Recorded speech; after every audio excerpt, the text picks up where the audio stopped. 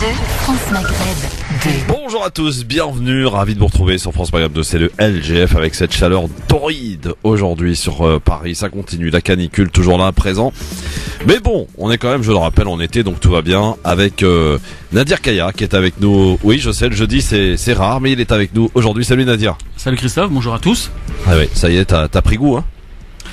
Ah bah France Maghreb 2, c'est vrai que c'est particulier, hein. Bon. C'est une deuxième famille quelque part. Notre Anissa Regui, hein, qui a tout fait pour que tu viennes aujourd'hui, n'est pas, va arriver, dans quelques minutes. Elle est dans les parages, là, elle est en train de discuter. Vous savez comment sont les femmes, hein, Nadir.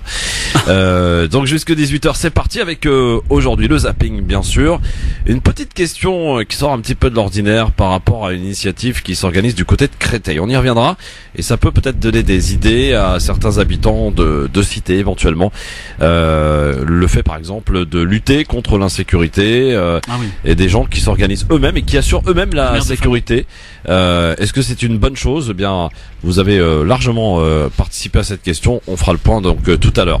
Et puis dans un sujet plus léger, puisque c'est quand même, je vous l'apprends rien, les vacances, mon cher Nadir, qui approche à grands pas, en tout cas pour nous, la semaine prochaine. Eh bien, est-ce que vous êtes est-ce que vous êtes plutôt vacances direction le pays d'origine, Algérie, Maroc, Tunisie, ou alors tout sauf ça? Et on en connaît qui, en tout cas l'été, ne veulent absolument pas aller en Algérie, au Maroc, en Tunisie, et préfèrent peut-être privilégier d'autres destinations. Je sais par exemple que l'Espagne est une destination préférée. Alors vous nous direz si vous êtes plus pays d'origine, Algérie, Maroc, Tunisie, pourquoi? Ou alors est-ce que vous êtes dans le cas contraire, tout sauf ça, nous dire pourquoi d'ailleurs. Eh bien vous nous appellerez pour participer au 01 40 33 9000. Et puis on continue aussi à évoquer les anecdotes de vacances. Tiens Nadir, je suis sûr que t'en as quelques-unes à nous raconter, les anecdotes de vacances. Peut-être pas devant les auditeurs. Ah bah si, on se dit tout ici. Tu sais comment ça se passe. Enfin, tout le monde a joué le jeu, donc tu vas être obligé. Oula, donc, oui, à mon avis, tu vas retrouver. Hein, tu pars souvent en vacances, toi. Non, pas plus que ça. Hein. Je suis le français moyen, donc il y a des fois je peux, des fois je ne peux pas. Donc et puis tiens, comme ça.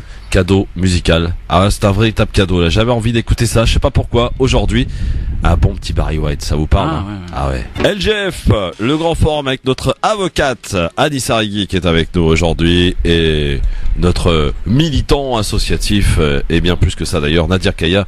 Donc sur France Maghreb 2. Responsable associatif. Ouais, militant, j'aime pas ce terme. Ah responsable associatif en pourquoi t'aimes pas militant? Je sais pas. Il y a des connotations comme ça qui me rappellent certaines choses. Juste responsable associatif, c'est suffisant. De banlieue. Banlieue plus, c'est nos quartiers. Banlieue plus, c'est nos quartiers qui œuvrent d'ailleurs pour aider, vous organiser des maraudes. Qui œuvrent comme beaucoup d'associations en banlieue depuis 30 ou 40 ans. C'est vrai qu'ils font un travail de fou quand même, les associations. Ouais, voilà, parce que la plupart des associations en banlieue ont une énergie qui est avant tout humaine. On n'a pas trop de moyens, pratiquement rien, mais on sait qu'avec l'humain, on est capable de faire beaucoup de choses, même si parfois c'est pas suffisant, mais humainement, les banlieues sont capables de choses extraordinaires. C'est ce qui me révolte aujourd'hui, c'est ce que je disais en off à Anissa.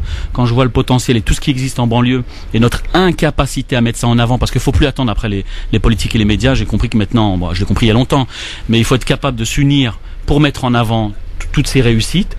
Et je pense que ça aidera aussi beaucoup la France. Et ça, je pense que si on était conscient de ça, je pense qu'on ferait des choses extraordinaires. Alors, la question du jour que l'on vous pose, question qui nous a été soufflée par Anissa et qui souhaitait la mettre à la une, face à une recrudescence de violence donc du côté de Créteil, d'agression vers les femmes et les personnes âgées, les habitants du quartier de la Lévrière à Créteil se sont organisés pour assurer la sécurité eux-mêmes.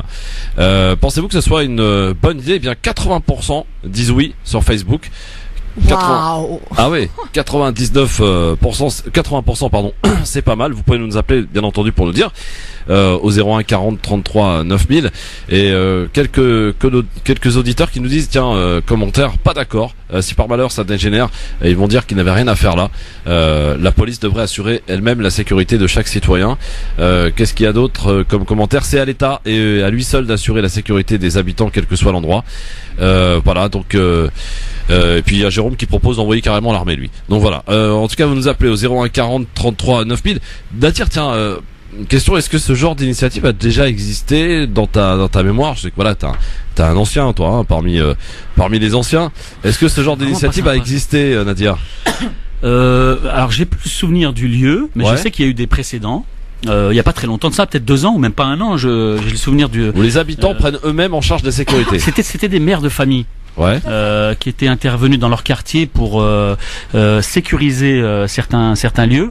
Franchement, quand on est militant associatif, quand on connaît la difficulté de mobiliser les uns et les autres en permanence, surtout sur des sujets comme ça, moi je leur tire mon chapeau. Non, je comprends pas pourquoi on n'est pas à 120% au niveau du sondage, parce que il faut avoir le courage de le faire. Tu sais que moi je suis très radical maintenant, notamment sur certains débats sur notre capacité à gérer nos propres problèmes, ne plus laisser les politiques et les médias s'occuper de nos problèmes. Il y a des choses, je sais, ça plaît pas à certains, mais j'aimerais qu'on soit plus courageux que ça. Et quand on voit que la plupart du temps ce sont des femmes, et je le vois souvent moi au sein de l'association et au niveau des intervenants et dans certaines actions, les femmes sont plus courageuses que les hommes.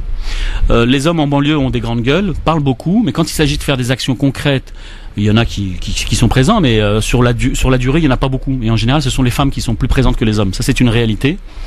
Après, sur l'action en elle-même, formidable. Et je pense qu'aujourd'hui, on doit comprendre ça. Si on veut régler les vrais problèmes en France, et notamment les problèmes liés à la banlieue, il faut arrêter de taper sur les politiques ou chercher à faire face à ces politiques ou aux médias, parce que le vrai combat qu'on doit mener, c'est contre nous-mêmes. C'est-à-dire contre les problèmes qui nous touchent au quotidien. Et je sais que ça plaît pas. Il faut qu'on règle les problèmes liés à la drogue, au trafic de drogue, aux incivilités, aux problèmes du quotidien qui nous touchent, à l'éducation, à cette jeunesse ou à une certaine jeunesse ou à ces jeunes qui sont souvent exclus du système. Et voilà. Tant qu'on n'a pas réellement compris qu'il faut s'accaparer ces problèmes-là, parce que ce sont les nôtres, et pas laisser les politiques ou les médias se jouer de ça, on n'avancera pas. On peut parler de discrimination, d'inégalité, de racisme. Il n'y a pas de souci là-dedans. On a des spécialistes en banlieue pour ça. Mais je pense qu'aujourd'hui, il est temps de comprendre qu'il faut aussi aborder les problèmes qui nous concernent, même si ça va déranger, parce qu'on les connaît, ces gens-là. Anissa, pourquoi avoir choisi ce sujet? Donc ça, c'est ton fief, tu connais. Qu'est-ce qui se passe exactement du coup? Alors moi, en effet, je suis tombée sur un article qui indiquait qu'il y avait une recrudescence. Alors je sais pas dans quelle proportion, mais en tout état de cause, c'est ce qu'indiquait l'article, une recrudescence d'agressions contre les femmes et les personnes âgées, faites par des individus qui souhaitaient tout simplement les détrousser. Et face à ça, l'article mentionne qu'en effet, un groupe d'individus issus, je crois, pour la plupart de la communauté chinoise, s'était organisé justement en pseudo-milice. Le terme est un petit peu fort, mais en tout cas en groupe, pour lutter, pour préserver, je dirais, la sécurité de ce quartier à Créteil. Et j'ai été particulièrement choquée par la lecture de cet article, parce que contrairement à ce que vient de dire Nadir, et contrairement également aux résultats peut-être de sondage, moi je ne suis absolument pas d'accord avec l'idée que ce soit aux citoyens d'assurer la sécurité dans ces quartiers. D'abord, on parlait en effet de cette initiative des femmes, qui sont souvent des mères de famille, qui parfois travaillent, et qui, en plus de ces missions-là, vont exercer des missions de sécurité publique. On marche véritablement sur la tête. Je paye, Nadir, toi, Christophe, tout le monde paye des impôts. Je ne comprends pas pourquoi c'est aux citoyens d'assurer ces missions de service public. Parce que l'État a failli. Non, mais justement, il faut peut-être rappeler l'État à ses responsabilités en lui disant justement que c'est nous qui payons des impôts et qu'à ce titre-là, on a le droit tout simplement à une sécurité au sein de nos quartiers. Et c'est pas limite, on arrive même presque à une forme d'ubérisation justement de la police. C'est-à-dire qu'aujourd'hui, on a des gars comme Benalla, pardon, je reviens dessus, mais Benalla qui viennent assurer eux-mêmes, je dirais, le nettoyage de certaines manifestations. De certaines manifestations en n'ayant aucune prérogative en ce sens, visiblement, en utilisant des insignes qui ne sont pas les siens. On a à Créteil un groupe d'individus qui s'érigent presque en police de proximité. Moi, je trouve ça effrayant. Et imaginons demain que ça dégénère. En effet, qu'est-ce qui va se passer? Ouais, c'est-à-dire qu'effectivement, on a eu d'ailleurs il y a pas longtemps, je crois, un individu qui a pété un peu les plombs, en ayant marre d'entendre des bruits, il est sorti avec un fusil, il a tué quelqu'un.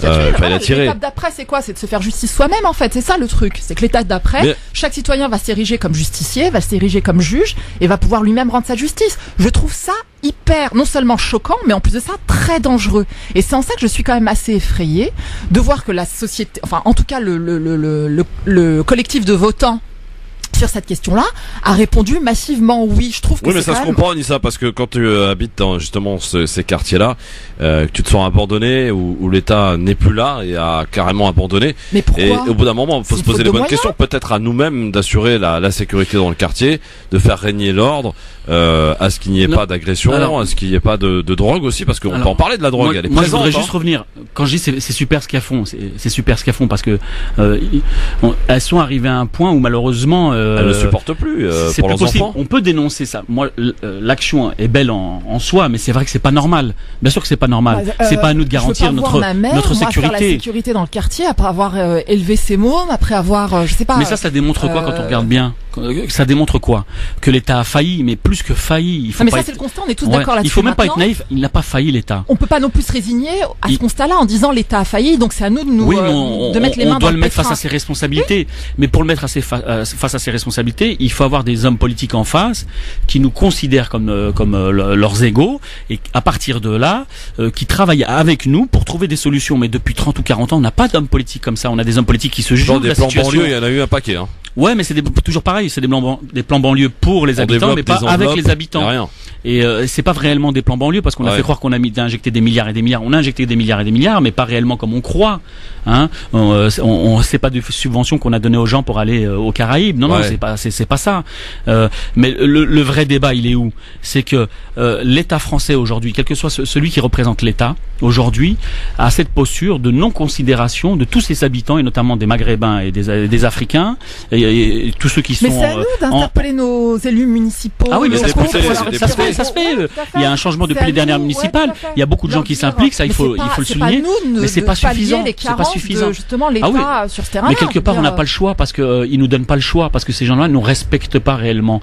Quand on parle de terrorisme, les premières victimes de terrorisme, quand on parlait des musulmans à une époque, ce sont les premières victimes de terrorisme à l'échelle mondiale, ce sont les musulmans eux-mêmes. Ouais. Et dans les banlieues, c'est pareil. Quand on parle d'insécurité ou de violence, les premières victimes, ce sont les habitants des quartiers, pareil. Donc ça, c'est le discours qu'on a depuis 30 ou 40 ans. Donc en fin de compte, le politique, il en a rien à faire parce qu'il y a aussi une réalité qui est violente, c'est le fait de ne pas participer à des élections. Le premier parti politique dans les banlieues, c'est quoi? C'est l'abstention. Les gens, sous prétexte de dire oui, on n'est pas reconnu. Peut-être qu'il y a une. Alors, mais bien sûr, il y a des pistes, il y a plusieurs pistes. Peut-être à mettre à ce niveau-là, mais surtout en termes de représentativité, j'ai envie de dire des votants, enfin en tout cas de la population civile. Je pense aussi qu'il y a une seconde réflexion à mettre en place. Mais je suis désolée, je le maintiens avec force et conviction. C'est pas à nous d'assurer quand même des missions de service public. On va où là? Ah mais ça c'est clair, là-dessus il y a pas de débat. Demain on va s'ériger, c'est ça. Demain qu'est-ce que? Mais c'est comme pour le nettoyage ou l'entretien de certains immeubles. Bien sûr. Normalement c'est le bailleur c'est pas aux habitants, bien sûr. Municipalité, mais il y a des endroits où chacun ne fait pas son travail parce que tout est une question de rapport de force dans la vie. Donc après bien sûr, moi attention, je veux pas dédouaner. Pardon, il y a aussi les habitants. Les habitants. Ah non mais là-dessus c'est pour ça, c'est ce que j'allais dire. Preuve d'incivilité, je veux dire. Moi j'ai habité en cité comme vous peut-être. Je peux te dire que le week-end, l'état des ascenseurs, même tous les soirs, c'est une catastrophe. On est d'accord là-dessus. Comment t'arrives à saccager ton lieu commun? Déjà au niveau individuel, je pense qu'il y a une prise de conscience au niveau individuel qui doit se faire. Mais au-delà de ça, véritablement sur le principe même de la question qui est posée, je pense que c'est à la communauté collective dans son ensemble à travers l'État de prendre ses responsabilités. C'est pas aux citoyens eux-mêmes, individuellement, localement, de pallier les carences de c'est la solution extrême parce que l'État a failli et parce que les citoyens n'ont pas su aussi imposer un rapport de force avec ces hommes politiques. Ça aussi c'est une réalité du terrain. Bon. Après, moi je te dis, je suis très dur vis-à-vis des nôtres. Quand je parle des nôtres, c'est les habitants des quartiers populaires. Sur le comportement de certains. Et ça, c'est ce que je dis, c'est des questions sur lesquelles il faut vraiment s'attacher et trouver des solutions parce que il faut arrêter de laisser les politiques et les médias s'accaparer ces problèmes-là. Comme je te disais tout à l'heure, les incivilités, la radicalisation, les trafics de drogue, c'est à nous de s'accaparer de ces problèmes-là parce que ce sont des problèmes qui nous touchent au quotidien. On connaît ces individus, c'est des gens avec qui on a grandi. Donc il y a un moment donné, il faut se regarder en face et il faut se dire les choses, quitte à déplaire, quitte à passer pour des fachos ou des arabes de service. Moi j'en ai rien à foutre, j'ai un certain âge, j'ai plus rien à perdre, j'ai un travail, j'ai une famille, j'ai des enfants et j'aspire à ce que mes enfants grandissent de façon plus sereine. Pourquoi Nadir, alors à ce moment-là, pourquoi il y a des familles qui choisissent justement d'aller soit en grande banlieue, voire même en province pour éloigner leurs enfants de ces endroits-là? C'est qu'eux-mêmes, mais des propres habitants, se disent pas sereins finalement quant à l'avenir de leurs enfants, quant à les faire grandir dans ces endroits-là. Donc il y a un problème quelque part. Et c'est vrai que ces problèmes sont récurrents, ils existent depuis des 30-40 ans. La drogue qui vient miner les quartiers. Là je fais focus sur Marseille, mais on peut parler du 9-3 à Saint-Ouen par exemple. Je vais donner un exemple. En banlieue, on est des champions du monde des débats sur le racisme, sur les discriminations. On est des champions du monde là-dessus. Ouais. Est-ce qu'on a mis en place, il y a sûrement dû avoir quelques débats mais pas suffisamment. Est-ce qu'on a mis en place des vrais débats publics, national, à l'échelle nationale, sur les trafics de drogue, sur les incivilités, sur les comportements de notre communauté. Quand je parle de la communauté, c'est celle des quartiers populaires. Est-ce qu'on fait des débats là-dessus? Alors, sur le trafic de drogue, est-ce qu'il vaut mieux pas peut-être aussi avoir... Je trouve souvent qu'on occulte, je dirais, une question globale, une réflexion, je dirais, de hauteur. Dans mon exercice professionnel, je vois souvent des jeunes de 18 ans, qui n'ont pas accès au marché de l'emploi, tout simplement parce que, bien que bardés de diplômes, bien que à 18 ans, ils n'en ont pas non plus des masses, des diplômes. Bien que bardés de diplômes. À 18 ans, Anissa. À 18 ans, ils ont le bac. Non, mais attends, oui, ils ont le bac, ils ont le BAFA, excuse-moi, ils ont le bac, ils ont le BAFA, ils ont un certain nombre de, ils peuvent avoir un certain nombre de diplômes pouvant sanctionner, je dirais, des compétences. Ouais. Et, voilà ces jeunes gens. Je veux pas prendre leur défense, mais je trouve que c'est aussi un constat qu'on occulte véritablement lorsqu'on diabolise et on met en avant justement le trafic de drogue. Parfois, je le dis, c'est une économie de substitution. Je ne suis pas là pour valider l'idée qu'il faille, en effet, se livrer à un trafic de drogue. Sûr, Je dis que pour certaines catégories de jeunes qui n'ont pas accès au marché de l'emploi, qui n'ont pas accès aux premières aides attribuées à l'âge de 25 ans comme le RSA, qui peuvent parfois pallier, assurer une... Mais ça, c'est dû à quoi, Anissa? C'est dû au problème d'information, parce que quand tu regardes bien en France... Il n'y a pas que ça. Et les parents, ils s'inquiètent pas quand leur gamin revient avec une liasse de billets à la maison. Il faut aussi responsabiliser les parents, mais ça c'est clair. Mais l'individu, quand... un gamin de 17, 16, même plus jeune, 15, 14 ans qui rentre avec une liasse de billets, tu t'inquiètes pas, toi, en tant que parent? Mais évidemment que je m'inquiète, Christophe. D'où ça vient, ça? Justement, après, le gamin, il a plus envie d'aller à l'école. C'est normal. Il faut poser la question dans son ensemble plutôt que de, à mon sens, diaboliser, pointer du doigt. Non, on diabolise personne. On est là pour dire, en gros, trafic de drogue, c'est mal, c'est pas bien. Ok, c'est pas bien, c'est mal. Ok. Mais je pense qu'il faut quand même inscrire ça dans une société qui va mal dans son ensemble. C'est-à-dire, mais parce qu'on fait partie de cette société. On est la société aussi. Oui, évidemment. On est la société. Évidemment. Donc, je pense que c'est des problèmes qui nous touchent plus que le reste de la population. Toujours sur les mêmes en disant c'est les pauvres, c'est les immigrés, c'est les personnes de quartier populaire qui sont responsables des maux qui les touchent. Et en gros, c'est ça un peu le discours que j'entends, qui sont responsables des maux qui les touchent. Je pense qu'il faut quand même peut-être entrevoir les responsabilités à un niveau peut-être global. Les responsabilités, Anissa, sont partagées. Moi, j'ai pas de débat là-dessus. Elles sont partagées, les responsabilités. Après, on va pas regarder le pourcentage ou le niveau. L'État est responsable. L'histoire est responsable. Les citoyens sont responsables. Les acteurs qui commettent des violences sont les premiers responsables. Les parents sont responsables. C'est un ensemble. Mais, à un moment donné, quand on demande de la justice, ne serait-ce en termes d'inégalité ou de racisme, de discrimination, moi j'ai pas de débat. Bien sûr qu'il faut le faire, il faut continuer à le faire parce qu'on voit encore aujourd'hui, il y a tellement d'exemples qui démontrent qu'il y a encore de l'injustice, du racisme, des inégalités. Ça c'est évident. Mais à un moment donné, il faut se regarder en face. Moi, je suis parent. J'aspire à ce que mes enfants soient mieux que moi. Donc, à partir de là, j'essaie de les prendre en main à l'école. Normalement, tous les parents devraient être parents d'élèves. Ça devrait être une normalité.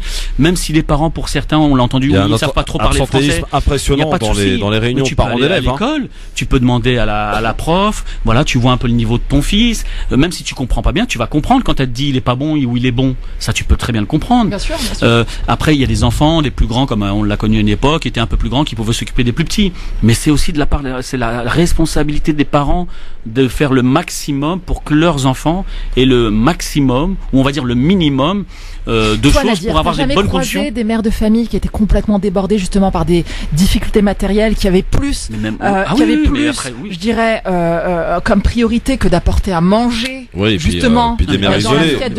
Des mères isolées, ça a explosé. Il y a des cas extrêmes, il y a des situations difficiles. D'ailleurs, les mères isolées, c'est les plus exposées. Il y en a de plus en plus. Les familles monoparentales, on le voit aujourd'hui, on en connaît tous.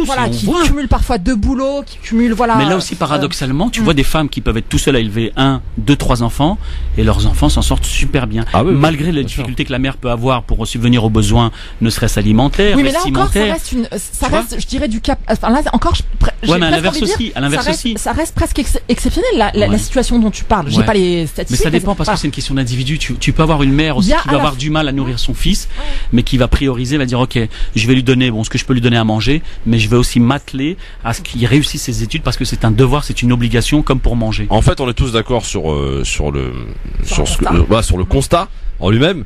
Et les pistes à élaborer sont multiples, effectivement, et personne n'a trouvé la solution jusque-là, que ce soit le politique ou les citoyens du quartier aussi. Il y a quand même une solution qui s'impose, et qui résulte d'ailleurs de la question que j'ai posée à titre liminaire, qui est de savoir à quoi servent mes impôts. À quoi servent les impôts que je paye? Si c'est à nous-mêmes de nous prendre en responsabilité, en charge et d'assurer nous-mêmes un accès au service minimal de service public, quoi. Enfin, alors je vais faire l'avocat du diable, pardon.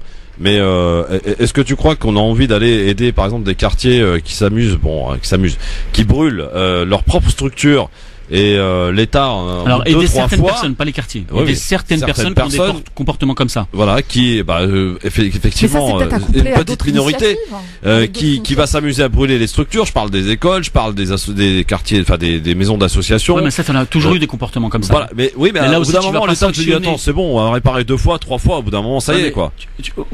Moi, je pense qu'il y a des solutions. Moi, je propose une solution très simple. Presque plus. Oui, il y en a presque plus. C'est vrai. Déjà, voilà, Christophe, les solutions, j'imagine qu'elles sont multiples. Moi, une solution très simple. Oui. C'est pas nous ici qui allons régler le problème demain. C'est de se poser les bonnes questions. Ouais. C'est de vivre sa citoyenneté au quotidien. Si chacun considérait qu'il était réellement citoyen, même si l'État lui renvoie une autre image ou qu'on lui fait comprendre. Mais ça veut dire quoi, citoyen, à dire? Les droits et des devoirs. Voilà. Mais au quotidien, pas le temps d'une élection ou quand ça t'intéresse. Parce que la citoyenneté, c'est en permanence. C'est être aussi responsable de l'environnement dans lequel on vit. Ouais. Tu sais, quand en banlieue, la plupart des gens sont je pense, pour la plupart d'entre eux, notamment dans l'aspect HLM, sont des locataires. Et c'est pas parce que t'es locataire que tu dois pas faire attention à ton palier, à ta cage d'escalier, à ton ascenseur. Ouais. Et ça, on n'a pas été capable de le faire. Moi, j'ai grandi, je fais partie, comme tu disais, je suis un vieux. J'ai connu les années 80. J'ai connu mon quartier, mais c'était super beau. Les HLM venaient d'être construits parce qu'on sortait des bidonvilles. Moi, je suis de Gennevilliers. Les bidonvilles, c'était Nanterre et Gennevilliers. Ouais. Donc, les grands frères ont connu la transition entre les bidonvilles et les HLM. Et les HLM, c'était le luxe. Vas-y, Anissa, tu me donnes quel âge? T'as quel âge, Nadir, là? Sans avoir entendu ce que je peux dire physiquement, tu me donnes quel âge? Je sais pas, la quarantaine frappée. Ah ouais, frappé. J'ai 47 ans. Voilà. Il est bien frappé. Hein. Donc j'ai connu les beaux quartiers. J'ai connu la diversité dans les quartiers. Antillais, espagnols, italiens, vraiment toutes les nationalités. J'ai connu l'arrivée de la drogue dans les années 80, la drogue. J'ai vu ça. J'ai vu aussi l'arrivée de la radicalisation dans les années 90. Et donc cette histoire-là, elle est ancrée en moi. Donc les quartiers, je dis pas que je les connais par cœur, mais je sais ce que c'est qu'un quartier, et je connais sa population. Même si aujourd'hui il y a des variantes, il y a des choses qui ont changé, mais il y a des choses qui n'ont pas profondément changé. Alors d'après toi, puisque tu as connu cette transition, qu'est-ce qu'il y a? C'est ce que je te disais tout à l'heure, la citoyenneté au quotidien, parce que moi à 20 ans je me sentais Qu'est-ce qui a changé? Je me sentais pas français à 20 ans. Pourquoi? Parce que c'est le rapport avec l'Algérie, la guerre d'Algérie, nos parents, ce qu'ils pouvaient véhiculer, la France, les ratonnades à l'époque, on était des bougnoules, on était des beurs, les années 80.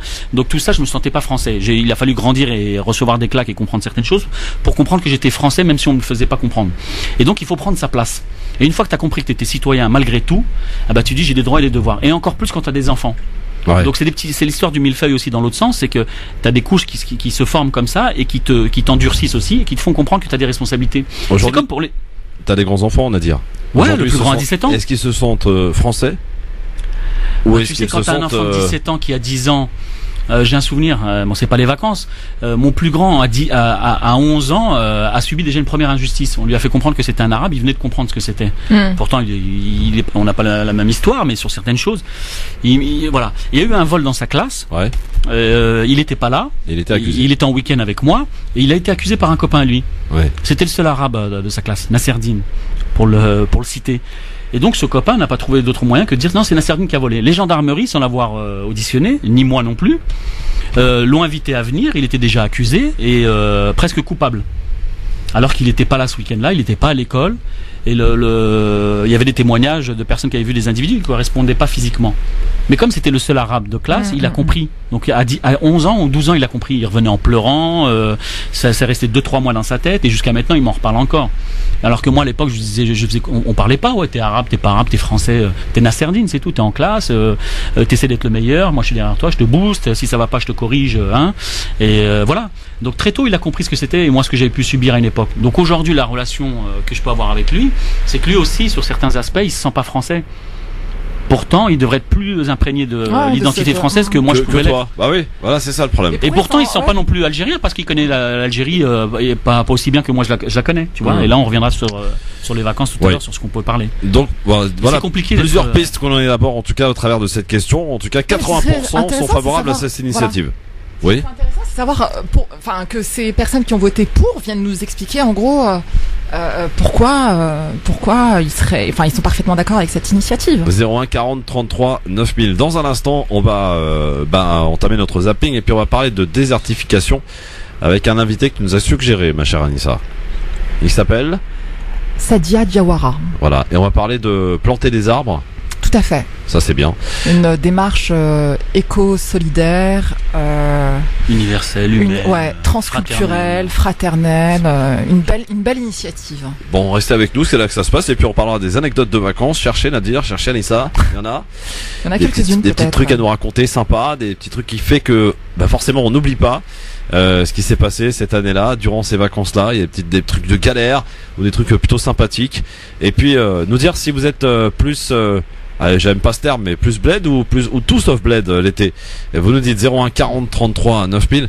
Quand je regarde les billets d'avion en direction de l'Algérie, Nadir, ça a pas baissé, hein. Je crois que il y a des gens qui ont déjà fait le calcul, c'est la destination la plus chère par rapport à la distance. Si tu compares par exemple pour aller à New York, ça coûte moins cher que d'aller en Algérie. Ouais, mais l'Algérie c'est spécial. New York, les États-Unis, c'est un petit pays par rapport à l'Algérie, donc on peut comprendre. Ah oui, forcément, vous êtes le plus grand du monde, le plus beau.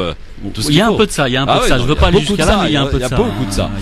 Ce nationalisme exacerbé qui ressort à chaque fois. On vous aime pour ça d'ailleurs, les Algériens. Tout de suite sur France Maghreb 2.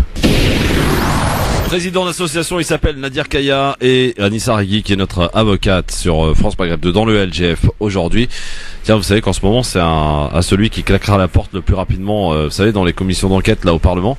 Après Nicolas Dupont-Aignan qui a tenté de se refaire une petite virginité peut-être. Eh bien voici Éric Coquerel qui vient de claquer la porte apparemment de la commission cet après-midi. Donc voilà, on suivra ça aussi. Et puis un sujet qui n'a absolument rien à voir. Vous savez qu'il fait de plus en plus chaud. Il n'a jamais fait aussi chaud d'ailleurs en ce moment au mois de juillet à Paris. Depuis 40 ans en fait les températures augmentent et c'est pas prêt de s'arrêter visiblement. C'est vrai que alors comment vous le vivez d'ailleurs cette canicule là, parce qu'on en a fait tout un pataquès en 2003, vous vous souvenez quand même, il y avait eu des morts cette canicule.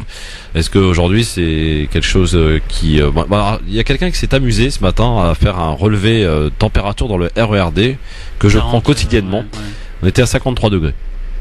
Ah, quand même. Mon voisin, il m'a dit tiens, je vais vous montrer quel top. Et je peux vous assurer que vous êtes assis dans le RER et ça coule tout seul, quoi. Vous faites aucun effort et vous êtes comme si vous. Clim, c'est comme non, il n'y a pas de clim du tout. C'est comme dans la France encore. C'est juste lamentable, quoi. La France a pris du retard même là, tout en sachant que ce phénomène va encore perdurer et va augmenter dans les prochaines années. Même là, la France est incapable d'anticiper. Elle est toujours dans l'urgence et ça fait des années maintenant que ça dure. Elle n'a pas pris leçon des 3000 et quelques morts il y a quelques années par rapport à ce phénomène de chaleur. Et on est toujours en retard. On va attendre comme ça des vagues de morts. La France, elle prend du retard sur beaucoup de choses et elle retient pas les leçons du passé. Allez, avant d'accueillir notre invité avec qui on va parler de désertification, ça va faire du bien, tiens, on va entamer notre zapping. Le grand forum, le zapping. Et devinez quoi, ce qui va dominer dans ce zapping, évidemment l'affaire Benalla. On lui reprochait de ne pas s'être exprimé devant les Français. C'est chose faite pour Emmanuel Macron. En déplacement dans les Pyrénées à Bagnères sur Bigorre, le chef de l'État s'est à nouveau exprimé sur l'affaire Benalla au micro de nos confrères de BFM. Et 24 heures après ses premiers mots, le président continue d'assumer sa responsabilité. Écoutez, c'était hier soir. Chez moi, il n'y a pas de passe-droit. Donc, il y a les gens qui travaillent, ils ont un salaire parce qu'ils travaillent et ils ont des choses qui sont attachées à leur fonction. Quand ils font des fautes, ils sont sanctionnés. Rien n'est jamais caché. Quand la justice doit passer, elle passe et on doit la laisser travailler. Et en tant que président de la République, je ne suis pas là pour commenter le travail de la justice. Et après, moi je suis responsable, chaque chef à son niveau prend ses responsabilités. C'est tout. Et donc les choses continueront à se faire. Mais vous avez dit ces derniers jours beaucoup de bêtises sur soi-disant des salaires, des avantages. Tout ça était faux et il est important de le dire aux Français parce que après les Français ils disent moi je travaille dur et je paye mes impôts et donc c'est intolérable. Ils auraient raison de le penser, mais ce qui leur a été dit pendant des jours et des jours était des fadaises. Pour ma part, je prends toujours mes responsabilités. Toujours. Je me suis jamais défaussé dans la vie. Et donc je commencerai pas aujourd'hui. Parce qu'on peut pas demander aux ministres, aux fonctionnaires, aux forces de l'ordre de prendre leurs responsabilités, de prendre tous les risques. Et dès qu'il y a un problème, de se carapater en disant le problème c'est l'autre. Ça ne marche pas comme ça dans la République. En tout cas dans la mienne. Emmanuel Macron, donc, qui semble reprendre le dessus, en tout cas médiatiquement. Est-ce que vous pensez que c'est une bonne stratégie de communication? On peut dire qu'il la gère plutôt bien, ça, comme Emmanuel Macron. Ouais, moi je suis plutôt d'accord. Ouais. Plutôt d'accord. Il la gère plutôt bien, je dirais. Ouais. Bon, maintenant, je suis pas sûr que ce soit opportun de mettre en cause les médias comme il vient de le faire là, sachant que c'est justement ces médias-là qui l'ont porté plus ou moins au nu lors de la campagne présidentielle. on sait que ça peut être particulièrement suicidaire, qu'il y a un ancien ministre qui en a fait les frais. Hein. Ça peut être particulièrement en effet suicidaire que de pointer du doigt comme ça le pouvoir entre guillemets médiatique. Mais c'est assez drôle de constater ça. Pour moi, ça reste assez drôle. Mais je trouve qu'en effet, il s'en sort plutôt bien là. Non, c'est un très bon acteur. Après, je pense qu'il joue sur deux choses. Il essaie quelque part de ramener l'opinion publique vers lui en faisant comprendre que c'était un guerrier, qu'il allait pas se laisser faire. Mais il envoie surtout un message à ses ennemis politiques, en disant qu'écoutez, moi je suis là, je suis pas comme les autres, je veux pas me défausser, même s'il a mis une semaine voire 10 jours pour commencer à sortir et à préparer cette réplique. Mais je pense que c'est du cinéma. Il y a une guerre politique qui joue actuellement. On n'a jamais vu les différents partis de l'opposition se rassembler aujourd'hui. On en parlait hier. Le FN, la droite, la gauche, la France insoumise, se sont tous unis, bizarrement, on n'a jamais vu ça, je pense que c'est historique, pour faire face à Macron. Les Français ont d'autres choses à faire, franchement. Ça prend du temps, ça prend de la place à la télé, à la radio. Ah bah justement, belle transition. En France. Belle transition, Nadir, tu parles de la télé. Eh bien, l'affaire Benalla, c'est la bonne affaire pour les chaînes d'infos en continu. Écoutez plutôt. C'est l'été et les chaînes infos se régalent. Grâce à l'affaire Benalla, BFM TV, LCI, CNews et France Info se portent exceptionnellement bien pour un mois de juillet. Jugez plutôt lundi, lors de l'audition très attendue de Gérard Collomb, le ministre de l'Intérieur, ils étaient près de 600 000 Français branchés devant BFM TV, qui était à ce moment-là la 3e chaîne de France. Et un peu plus tard dans la journée, ils étaient encore 482 000 Français à regarder l'audition du préfet de police venu donner sa version des faits. BFM TV n'est pas la seule à être portée par cette affaire. Les 3 autres ont également dépassé les 1% de part d'audience lors de l'audition de Collomb, alors que leur moyenne mensuelle se situe plutôt entre 0,4 et 0,6 de part d'audience. Que les gens, que ce soit au marché, dans les parcs pour enfants, dans la rue, dans la forêt, au cours des promenades, dans les barbecues avec les voisins, ce n'est pas un sujet qui les intéresse. Pas sûr que la secrétaire d'État à l'égalité femmes-hommes soit dans le vrai lorsqu'une chaîne décide de faire l'impasse. C'était le cas par exemple de LCI, lundi, qui a choisi de ne pas diffuser l'audition de Michel Delpech. Eh bien la sanction est immédiate. Seules 22 000 personnes étaient devant leur écran devant LCI. C'est 5 fois moins que pour France Info qui, elle, retransmettait l'audition. Pas question donc pour LCI de refaire cavalier seul. La chaîne a bien retransmis hier l'audition du directeur de cabinet de l'Élysée. Pour finir, dans la catégorie les Français ne s'intéressent pas à l'affaire Benalla, selon l'agence VisiBrain, 2,5 millions de messages ont été postés sur Twitter depuis la révélation de cette affaire jeudi dernier. À titre de comparaison, le Penelope Gate lié à l'affaire Fillon n'avait suscité que 500 000 messages dans le même laps de temps. Alors, ça n'intéresse pas les Français, cette affaire ? Je suis désolé, là, on est forcé quand même de reconnaître que cette affaire suscite un certain intérêt auprès des Français. Les chaînes d'infos jouent le jeu, et elles ont plutôt bien raison d'ailleurs, puisque ça rapporte. L'exemple qui a été donné, LCI qui avait choisi de pas retransmettre une audition lundi après-midi, l'a payé cash.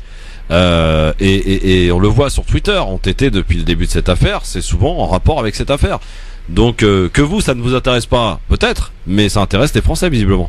Et là, peut-être que le président a faux sur le coup. C'est de la malbouffe. On a habitué on a habitué les Français à ce genre de petits buzz médiatiques, politico-médiatiques comme ça. Donc les gens suivent parce que ils ont l'habitude de regarder ces chaînes d'infos continues. Donc mais concrètement, ils en ont rien à faire parce que ça les dépasse, parce que c'est une petite guéguerre politique. Je suis pas sûre. C'est en interne que ça se passe. Et je pense qu'on va passer à autre chose très rapidement, comme souvent. Moi, je suis pas sûre que ce soit de la malbouffe pour ma part. Au contraire, j'ai le sentiment que cette affaire concentre en fait toutes les dérives finalement du système Macron, cette France de privilèges avec un mec qui a 25 ans, 26 ans, qui a pratiquement aucune formation en matière de sécurité a priori. Je sais qu'il a été réserviste de la gendarmerie, mais qui s'est retrouvé colonel, je sais pas quoi. Enfin, un poste, un grade qui impossible est, tout à fait à atteindre en prenant les échelons normalement. Il est sorti du silence d'ailleurs dans le journal Le Monde aujourd'hui. Oui, tiens, c'est ça. Pour donner un petit exemple, pour justifier son badge à l'Assemblée nationale, il dit non, vous n'y voyez rien d'autre que je préfère la salle de sport de l'Assemblée nationale, c'est pour ça que j'ai obtenu ce badge. Oui, que j'ai demandé ce badge. Voilà. Oui, non, ça te convainc pas? Il a tout du grand sportif, monsieur. Non, c'est vrai que c'est drôle, mais c'est possible. Tout est possible. Oui, non, mais en réalité, voilà, moi je trouve que c'est quand même quelque chose d'assez symptomatique. C'est-à-dire que là, on est véritablement dans les circuits parallèles, dans la réussite. C'est dans la réussite même pas au mérite, j'ai presque envie de dire, plus par connaissance, par privilège que par autre chose. Et ça, c'est quelque chose, à mon sens, qui doit essentiellement choquer les Français. Parce que je pense que ça a toujours existé, hein. Oui, mais justement, cette affaire concentre. C'est pas parce que ça a toujours existé que ça doit excuser pour autant cette affaire-là. Après, si, je pense que ça. Est-ce que finalement, le fait que les vacances arrivent à grands pas, le mois d'août, on sait que le mois d'août, ça y est, c'est beaucoup de monde qui se relâche, ça va pas faire pchit cette affaire et qu'on va vite passer à autre chose? Bah, le mois d'août, il a une réputation de tueur à gage, hein. Ouais. En général, toutes les affaires qui arrivent après. Au niveau du calendrier, ça tombe plutôt bien pour Macron, on va dire. Le mois d'août, il flingue tout le monde, et puis après, on arrive en septembre, on repasse à autre chose. Donc, je pense que Macron et d'autres attendent avec impatience l'arrivée du mois d'août.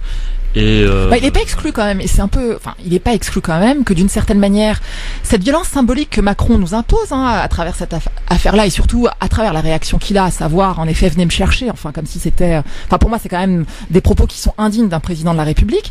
Cette arrogance qu'il nous impose se traduise aussi politiquement sur le terrain par un regain de manifestations, d'opposition qui vient dire, qui vient mais rappeler. l'opposition essaie de se refaire une. Mais moi, sur le style, il me fait penser à Sarkozy, sur le style, oui. L'individu, on a vu où Sarkozy avait. Oui, comment il a fini, mais bon, je pense que Macron, donc, s'il continue comme ça, il va finir comme Sarkozy et d'autres. On peut quand même peut-être lui, vous savez, je suis pas connu pour être un macroniste, vraiment pour le coup. Mais le t-shirt là, absolument pas. Mais quand même, par rapport à Sarkozy, on peut quand même lui admettre une certaine intelligence supplémentaire, une manière plus maligne de gérer ou un vice supplémentaire. Non? Je pense qu'il est issu d'un autre réseau. Ouais, ça se voit. Après, moi sur certaines choses, il me fait penser à Sarkozy. Je pense qu'il est quand même déconnecté. Il ressemble pas à Hollande, ça c'est sûr. Ouais, Hollande, Flamby, tout ça. Bon, après, non, je pense qu'aujourd'hui, les Français vont se rendre compte que c'est un homme politique comme les autres, même s'il n'est pas passé par le même parcours que certains. Il connaît le pouvoir, il sait comment ça fonctionne. Bon, il connaît pas tout, la preuve. Là, je pense qu'il va apprendre de ce qui se passe là actuellement. Mais après, ça reste un politicien, ça reste un président de la République, qui va vite, qui est déjà, je pense, un peu déconnecté avec la réalité, même s'il y a beaucoup de gens qui sont issus de la société civile, qui tournent autour de lui. Je pense que le pouvoir change l'individu, même s'il était peut-être sincère avec certains propos, certaines volontés de changer cette société qui avait du mal à se réformer, ou cette France un peu difficile à changer. Il incarnait peut-être un certain renouveau, donc c'est pour ça que même moi, à mon niveau, je pouvais être interpellé par rapport à une sémantique, par rapport à certains propos. Après, on n'est pas dupe, ça reste un homme politique. Hier, vous avez vu les images de ce bain de foule qu'il a pris pendant plus d'une heure et qui répond aux journalistes de BFM TV en disant mais arrêtez, vous voyez bien que j'ai pris une heure de bain de foule, personne ne m'a parlé de cette affaire, c'est vous avez pris un coup de chaud à Paris et vous voulez alimenter cette affaire alors que les Français n'en ont absolument rien à faire. Bien sûr, oui, évidemment. Ouais. Là encore, on est dans des éléments de langage, on est dans la communication. Il tente de reprendre de la hauteur. Il tente. Voilà. Ouais, il y a encore le vieux système qui lui a dit écoute, va faire un tour en province, va faire un bain de foule, essaie de passer à autre chose, et puis si on te pose 2-3 questions gênantes, tu réponds franchement comme tu sais si bien le faire. Les Français vont comprendre que t'es un vrai mec, et puis à partir de là tout va passer. Bon. Ça va passer, Christophe, je te le dis, ça va passer, on va passer à autre chose, mais malheureusement les vraies réalités du terrain et les aspirations des Français ne seront pas encore traitées. Bon, alors tiens, pour finir ce zapping à l'international, quand on parle aussi d'hommes qui n'hésitent pas, j'allais dire, à appuyer là où ça fait mal quand ça l'arrange, c'est le président Erdogan, le président turc, qui réagit donc à la loi votée il y a une semaine en Israël, faisant de cet État un État exclusivement juif. Et le moins que le plus dire, c'est qu'il n'est pas tendre avec Israël, avec Netanyahou, et pourtant rappelons que la Turquie entretient des relations assez étroites avec Israël dans bien des domaines. Mais écoutez ce qu'il a dit quand même, c'est violent.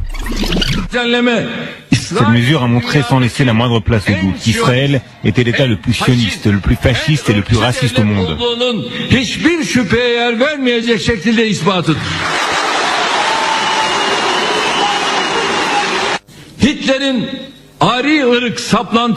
Il n'y a pas de différence entre l'obsession de la race aryenne d'Hitler et la mentalité israélienne, qui statue que les Juifs sont les seuls propriétaires de cette terre sainte.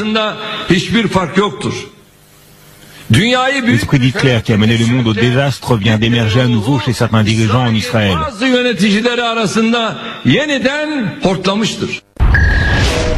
C'est Erdogan qui parle, c'est violent. C'est assez violent en effet. Ouais, je trouve pas ça violent. Ah ouais, non mais tu sais, moi j'entendais des choses où Erdogan, c'est violent de la part d'un chef d'État. Il travaille avec Israël, ils ont fait des coopérations militaires, certes, oui. mais il a eu le courage de dire ça. Les pays arabes là qui jouent les durs là, Il n'y en a aucun qui parle comme ça. Ah non. Ils sont pas d'accord, mais par contre, ils sont pas capables de prendre la parole et de tenir ce genre de propos.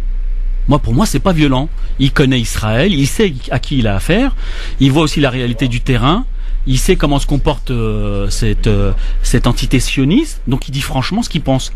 Après, moi, je trouve pas ça violent.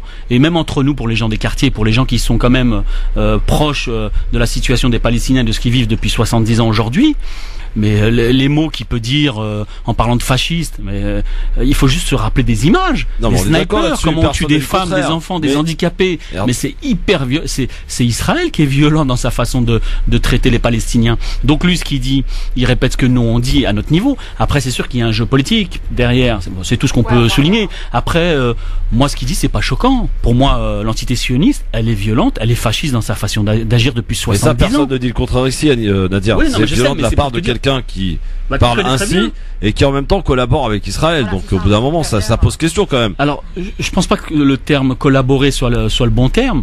C'est un pays qui a des liens avec Israël, des échanges. Le terme collaborer, c'est pas, je trouve, mais qui a eu le courage, notamment par rapport aux flottilles et pas mal de choses, comme je te dis, de dire franchement au niveau international ce qu'il pensait, alors que tous les autres pays arabes là qui jouent les durs, ouais, on reconnaît pas Israël. Oui, mais ça vaut quoi, cette parole, justement, quand tu ces paroles-là, ils sont pas capables de les dire, hein. Parce qu'ils savent très bien que si tu dis ça publiquement et à un certain niveau, on va te faire comprendre qui tu es réellement. Et lui, il a quand même le courage et le mérite de le dire, je pense. On va changer de sujet si vous le voulez bien, et on va accueillir avec nous un homme à tout faire, monsieur Sadia Diawara, 38 ans, poète avec un recueil intitulé Ma cité intérieure, producteur ciné avec La Cité Rose qui a réuni plus de 200 000 spectateurs. Vous êtes également à la tête d'un centre culturel, d'une association. Bref, vous êtes un homme à tout faire, monsieur Diawara, bonsoir. Oui, bonsoir monsieur. Bonsoir et bienvenue sur France Maghreb. Alors, on vous a invité à l'initiative d'Anissa Harigui ici présente parce que... Bonjour monsieur Diawara. Bonsoir. Vous organisez donc des choses qui nous parlent, très intéressant. On parle de désertification. Alors présentez-vous et présentez cette association et surtout cette bonne œuvre que vous proposez. Écoutez, donc je suis le président de l'association Road Trip, qui depuis 10 ans mène des actions de reboisement à travers le monde. Ouais. Donc il y a d'une part un voyage annuel de Paris à Bamako en minibus avec des personnes de tous horizons. Et d'autre part plusieurs petits voyages en Asie, en Afrique, en Amérique du Sud pour planter des arbres dans des zones dans lesquelles il y a des besoins. D'accord. Alors je sais que le premier départ là est complet. C'est lundi prochain, c'est ça? C'est pas le premier départ, hein. Là c'est la 10e année, donc c'est...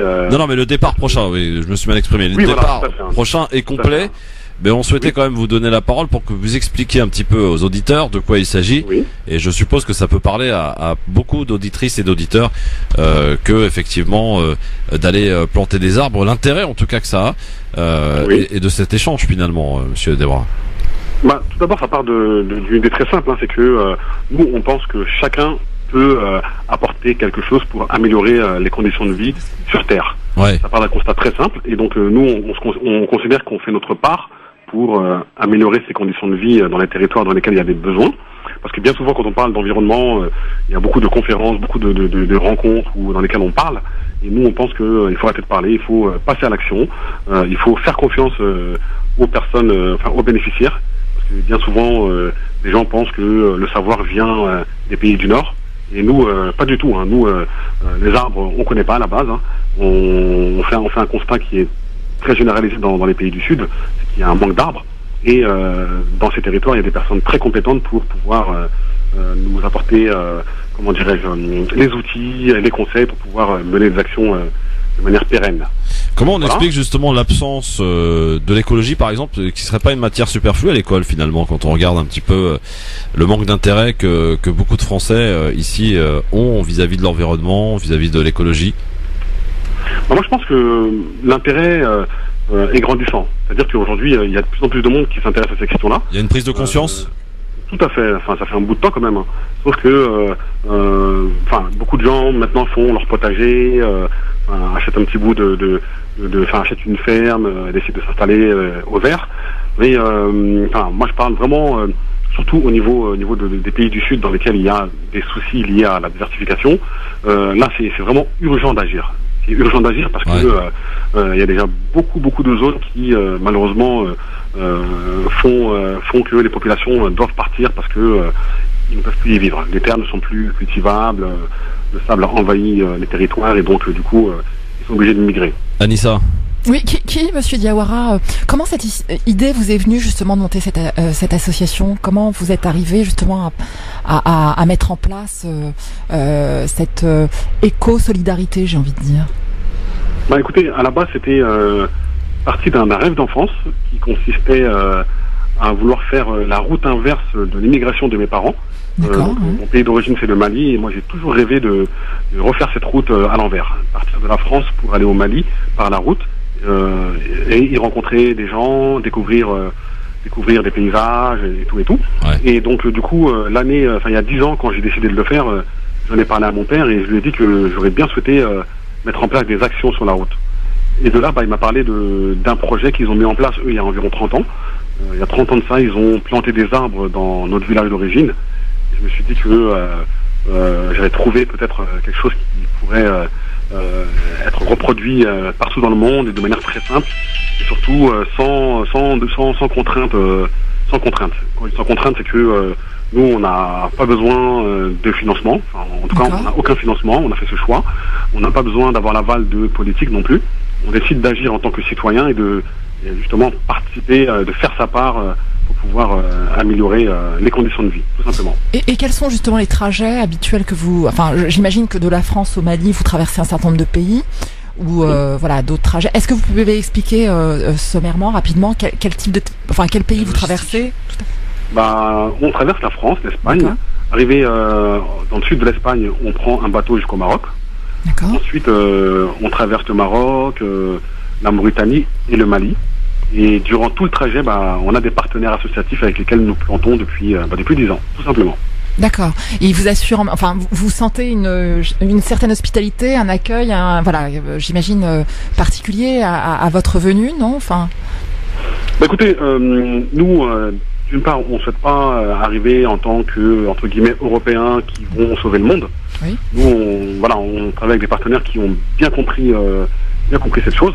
Nous, on veut vraiment être dans une position de collaborateur. On collabore avec des paysans, avec des associations qui veulent apporter leur pierre à l'édifice pour améliorer la vie de leur territoire, tout simplement. Donc, du coup, les partenaires, sachant un petit peu cette philosophie, font en sorte qu'on ne soit pas reçu, en tout cas, avec... voilà, mais en tout cas, les choses se font de manière très simple. Hein. C'est vraiment le but, c'est vraiment d'aller jusqu'au bout de nos actions, de revenir chaque année, de faire le suivi et d'être dans l'action concrète. Sadia Diawara, est-ce qu'on peut vous retrouver sur les réseaux sociaux, votre initiative, sur Facebook, Twitter ou... c'est simple aussi. Donc, il faut taper Road comme la route, R-O-A-D, plus loin T-R-2-E apostrophe P sur les moteurs de recherche. Et voilà, là vous tombez sur différents réseaux sociaux, sur un site internet, sur des images également qui permettront d'y voir plus clair. N'hésitez pas, en tout cas. J'ai une dernière question justement par rapport au public qui participe à ce type d'initiative, Monsieur Diawara. Est-ce que c'est un public éclectique, homogène? Est-ce que ce sont des jeunes qui... Est-ce que c'est que des Maliens, c'est ça? Non, pas enfin on peut le dire, on peut lui poser la question. Les jeunes de banlieue. Les jeunes de banlieue. C'est que des Français. Nous sommes tous des Français. Et aujourd'hui, au départ, c'était vraiment que des adultes. Aujourd'hui, on est passé de groupes d'adultes à des groupes qui vont de 4 ans à 60 ans. Des gens de toute la France, en fait. Hein. D'accord. Il y a majoritairement des personnes issues des quartiers populaires. Mais on a vraiment des gens de partout, de tout milieu, et qui veulent s'engager sans contrainte et surtout sans rentrer dans une démarche entre guillemets paternaliste. Et vous les trouvez transfigurés au retour en France ou pas? Enfin, je veux dire, est-ce que ça leur apporte quelque chose aussi j'imagine, sur le plan humain, sur le plan personnel, est-ce que vous avez des retours plutôt positifs de vos participants? Enfin, j'imagine positif, mais oui, forcément, forcément, notamment pour les plus jeunes. Les plus jeunes, c'est vrai que des fois on part aussi avec des jeunes qui ont des parcours un peu accidentés. Oui. Et donc du coup, forcément au retour, ils reviennent boostés, ils reviennent avec plus d'envie et surtout avec une envie de passer à l'action, d'agir déjà sur leur situation personnelle, d'agir sur leur territoire en tant que citoyen et surtout d'agir aussi pour le monde. simplement. Merci pour eux, Monsieur Diawara. Franchement, je suis fan. Je vous le dis, je suis fan de ce que vous faites parce que véritablement, je trouve que c'est une belle initiative, quoi. C'est quelque chose de l'ordre de la citoyenneté, en même temps de l'ordre de l'individualité qui ne peut que faire grandir. Et en ça, franchement, chapeau, bravo, quoi. Merci je sais beaucoup. que Merci infiniment. vous êtes plutôt un touche à tout et j'ai le sentiment qu'en tout état de cause, à travers cette initiative, vous faites aussi partager votre savoir-être, votre savoir-faire avec tous ceux qui vous entourent et en ça, franchement, bravo. Merci, Monsieur Diawara. Merci beaucoup. Bonjour, c'est Nadir. Oui, bonjour. Moi, j'aurais juste un mot à dire en fin de compte. C'est très noble. Oui, c'est ça. Parce que quand on s'occupe de la nature comme ça, on s'occupe de l'homme en fin de compte et de son environnement. Donc il y a même un proverbe qui dit qui a planté un arbre n'a pas vécu inutilement. Et ça, c'est vrai. Exactement. Voilà. Tout à fait. Et je pense que c'est important à véhiculer aussi dans les banlieues parce que l'écologie ou le souci de s'occuper de notre environnement est réellement important. Ouais. Bah finalement, ça vient. D'ailleurs, on plante également en banlieue. C'est-à-dire que on a monté un programme qui s'appelle les cités vertes et on a des initiatives qui consistent à planter des arbres en pied d'immeubles dans les balcons et les terrasses. Ce sera votre prochain film après La Cité Rose ou pas? Non, le prochain film, on a tourné le mois dernier. On a fait le tournage il y a 3 semaines. D'accord. Donc c'est un film qui sortira au cinéma en juillet 2019. Et peut-être que Christophe, ce serait peut-être l'occasion de le recevoir à cette. volontiers. Allez, super, volontiers. Merci en tout cas. Merci Monsieur Diawara, merci et à très beaucoup. bientôt. Pour l'invitation. On souhaitait vous mettre en lumière et pour la bonne cause en plus. Et ça fait lien en fait avec ce qu'on disait tout à l'heure aussi. Cette initiative d'aller planter les arbres en banlieue, c'est magnifique quand même. De remettre un petit peu de... Mais c'est ce qu'on disait tout à l'heure, il y a tellement de talents, de projets, de réussite dans les quartiers qu'on est même capable de s'exporter. C'est ça qui est extraordinaire. Bon, en tout cas, des initiatives depuis hier, voilà, c'est pour dire que quand on veut trouver des initiatives positives, il y en a beaucoup, des milliers même en banlieue. Et plutôt que de montrer et de focaliser sur ce qui ne va pas, ce qui nous arrive de faire aussi, il faut équilibrer puis montrer les choses qui se font. Et ça, c'est du pur produit quartier populaire, mon cher Nadir, avec Mohamed Koussa hier, Monsieur Diawara aujourd'hui. Voilà. Moi, j'invite Macron et tous ceux qui sont soi-disant là pour changer la France de s'inspirer de ce qui se passe en France et notamment dans les quartiers populaires. Il y a tellement de choses que si ils nous considéraient réellement, je pense qu'ils prendraient leçon de beaucoup de choses. Alors, c'est en train de devenir un véritable bordel, pour pas dire autre chose, à l'Assemblée nationale, parce qu'après Éric Coquerel qui a claqué la porte cet après-midi de la commission, voici le co-rapporteur Guillaume Larrivé qui vient de quitter cette commission d'enquête parlementaire. On sait pourquoi ou Alors lui, il dénonce une mascarade, donc on en saura peut-être plus davantage, mais en tout cas là, ça fait quand même 2 personnes, 2 politiques après Nicolas Dupont-Aignan. Ça devient du grand ridicule finalement cette histoire. En tout cas, cette commission d'enquête. Christophe, je te l'ai dit. Oui. Marine Le Pen, on la voyait jamais à l'Assemblée. Là, elle est partout dans les couloirs. C'est un truc de dingue. Même clashé avec Castaner. Mais il faut pas oublier que son parti est soi-disant au bord du dépôt de bilan, donc elle a aussi intérêt à buzzer là-dessus. Bon, alors, on va parler un peu de vacances parce que mine de rien, il faut qu'on relâche un peu tout ça. C'est dur, cette pression qui a sur nous tout au long d'année avec ces infos qu'il faut traiter, difficiles, etc. Alors justement, on en reparle dans un instant. Des anecdotes de vacances de Anissa Arigui, de Nadir Kaya, de vous, chers amis auditeurs, 01 40 33 9000. Vous est forcément arrivé des trucs que vous avez envie d'évoquer aujourd'hui avec nous. Et puis alors la question qu'on a envie de vous poser aujourd'hui, est-ce que vous êtes plutôt direction pour les vacances d'été, direction Algérie, Maroc, Tunisie, ou alors tout sauf ça? Eh bien, venez nous dire dans quel état d'esprit vous êtes.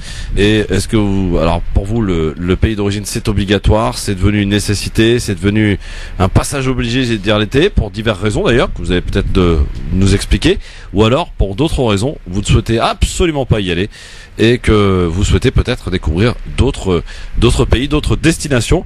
On se souvient que par exemple nos parents, Nadir, enfin tes parents à la limite, Anissa, c'était le bled quoi, les vacances, c'était nulle part ailleurs. Enfin pour beaucoup on va dire, sans faire de généralité, c'était comme ça, et les enfants passaient la plupart du temps 1 ou 2 mois de vacances d'été en Algérie, au Maroc, en Tunisie. Aujourd'hui ça semble un petit peu changer. On en reparle avec vous au 01 40 33 9000. À tout de suite. LGF, le grand forum, ils sont en train de parler là. Chut, écoutez. Voilà. Nadir Kaya, il est là. Et Anissa Arigui, j'ai failli vous surprendre là pour le coup. Non, mais on continue les débats en off. Il y a 40 ans de frustration. Donc 40 ans, il va falloir des émissions. Oui, absolument, oui. Bon, on n'est pas là pour frustrer les gens non plus. C'est sûr. Voilà. Pourquoi pas si c'est quelque chose de positif. 01 40 33 9000. On parle de Kansba, de vacances, messieurs dames. Oui, on y est pour beaucoup d'entre eux. Puis il y en a qui n'ont pas la chance d'en avoir aussi.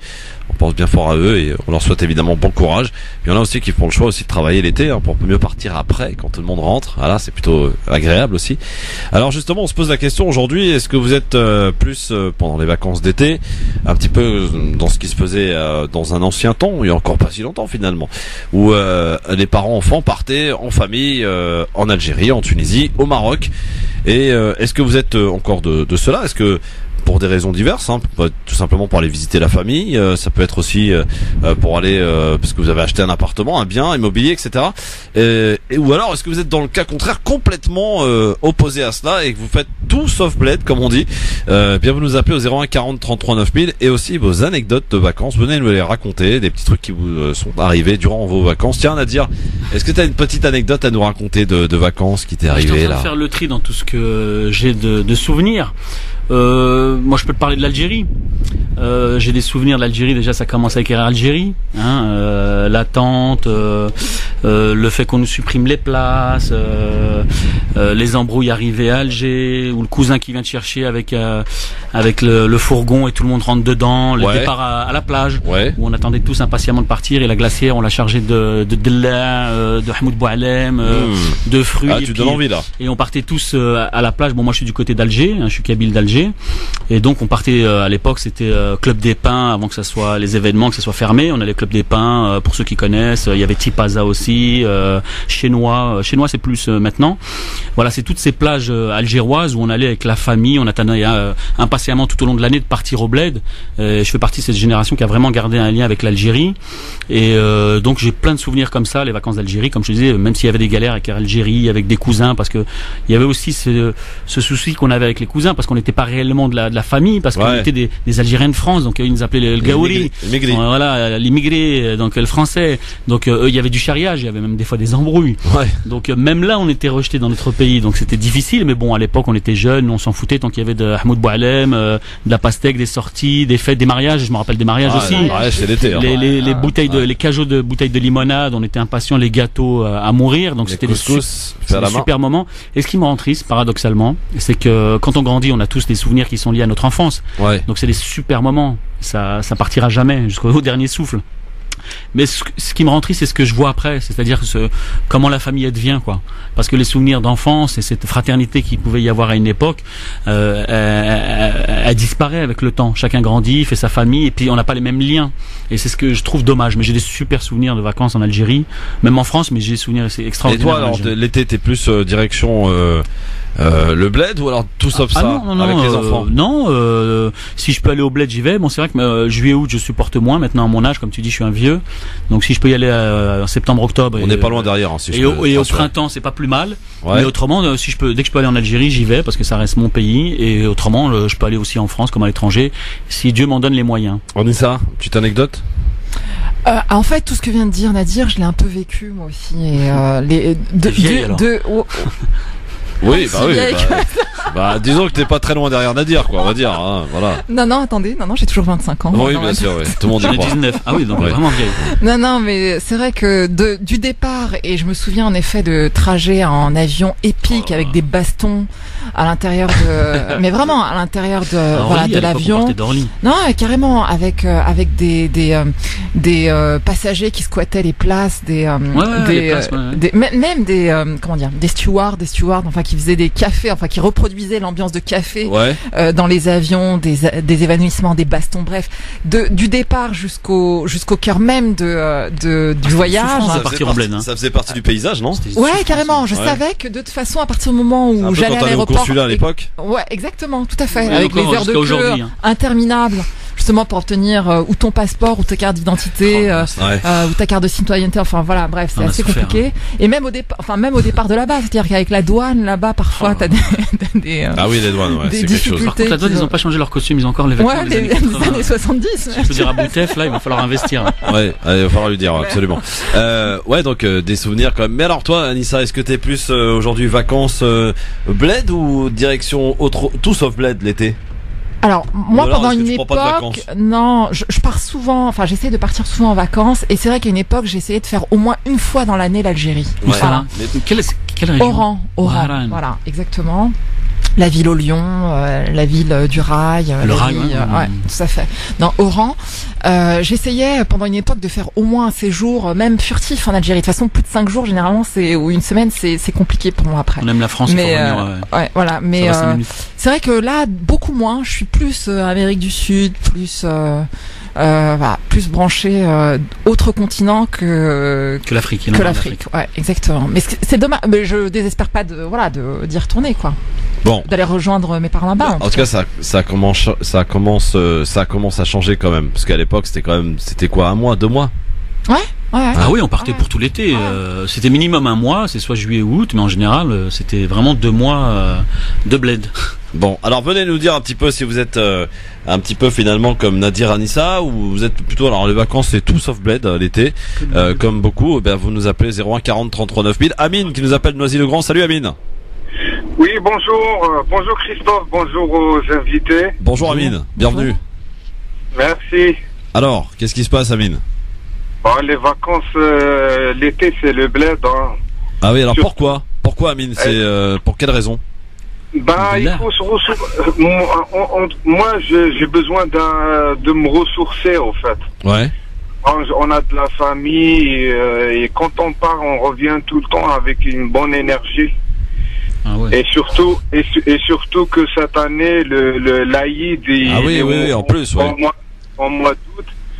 Donc, on a besoin de vivre ce que on va, entre guillemets, les gens vivent comme nous, quoi. Ouais.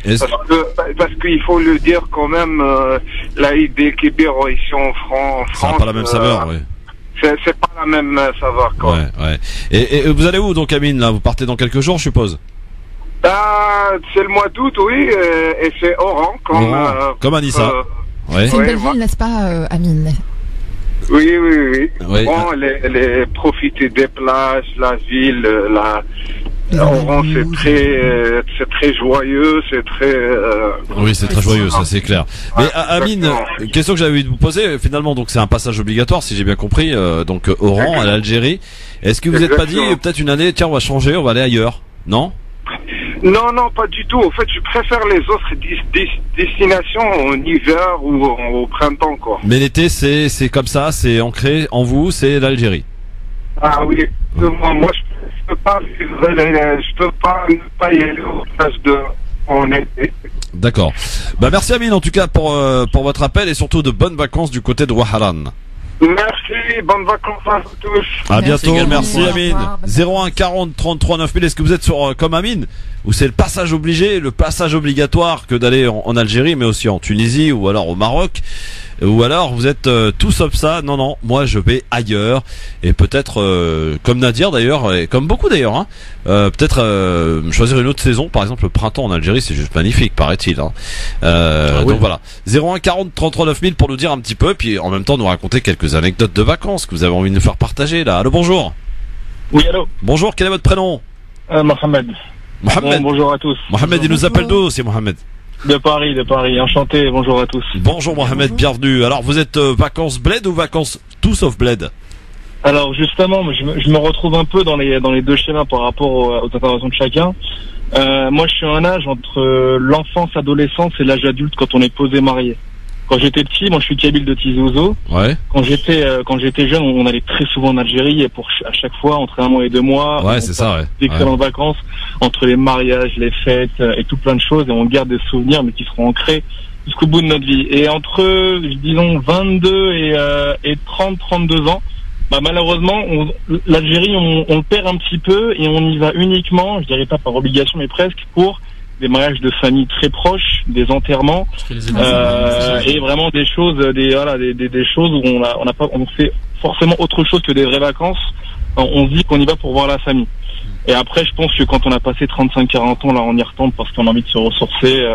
C'est très intéressant ce que vous dites, Mohamed. Finalement, c'est rassurant quelque part, parce qu'on se dit que cette nouvelle génération qui est en train de peut-être déserter un petit peu les pays d'origine, et comme vous le dites, on est obligé d'y retourner pour des événements heureux ou malheureux, et puis parce que aussi il y a peut-être de moins en moins de familles là-bas, reviennent finalement à un âge plus poussé, plus avancé, à leurs racines. Exactement. Moi, j'y étais quand j'étais petit parce que mes parents y allaient tous les étés, même 2 fois par an. Ouais.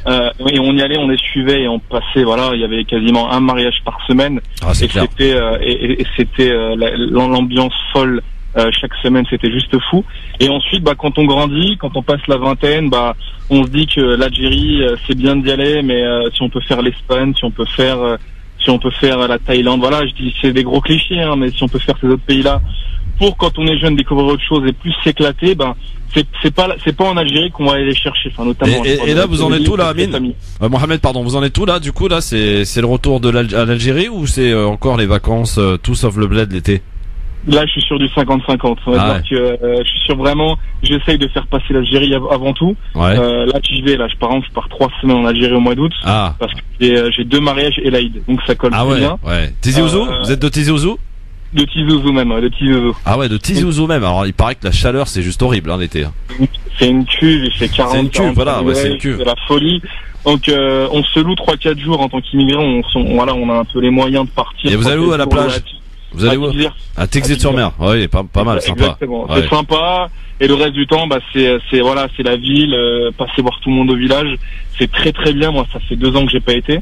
Bon, 2 ans, ça reste relativement récent, mais malgré tout, c'est pas quand on était jeune, on y allait vraiment 1 fois par an et on y passait 1 à 2 mois. Ouais. Mais c'est des choses, moi, quand j'aurai les enfants, Inch'Allah, c'est là-bas que je les amènerai au moins 1 fois par an pour vraiment leur faire découvrir la nature et toute la famille qu'ils ont là-bas. Bon, écoutez, merci beaucoup. En tout cas, bonnes vacances, hein. Merci, du côté de passer un grand bonjour, un grand Azol Flawen à toute la Kabylie, hein, cher ami Mohamed. Et puis revenez-nous en pleine forme avec plein de zitoun et plein de Rollo Macron.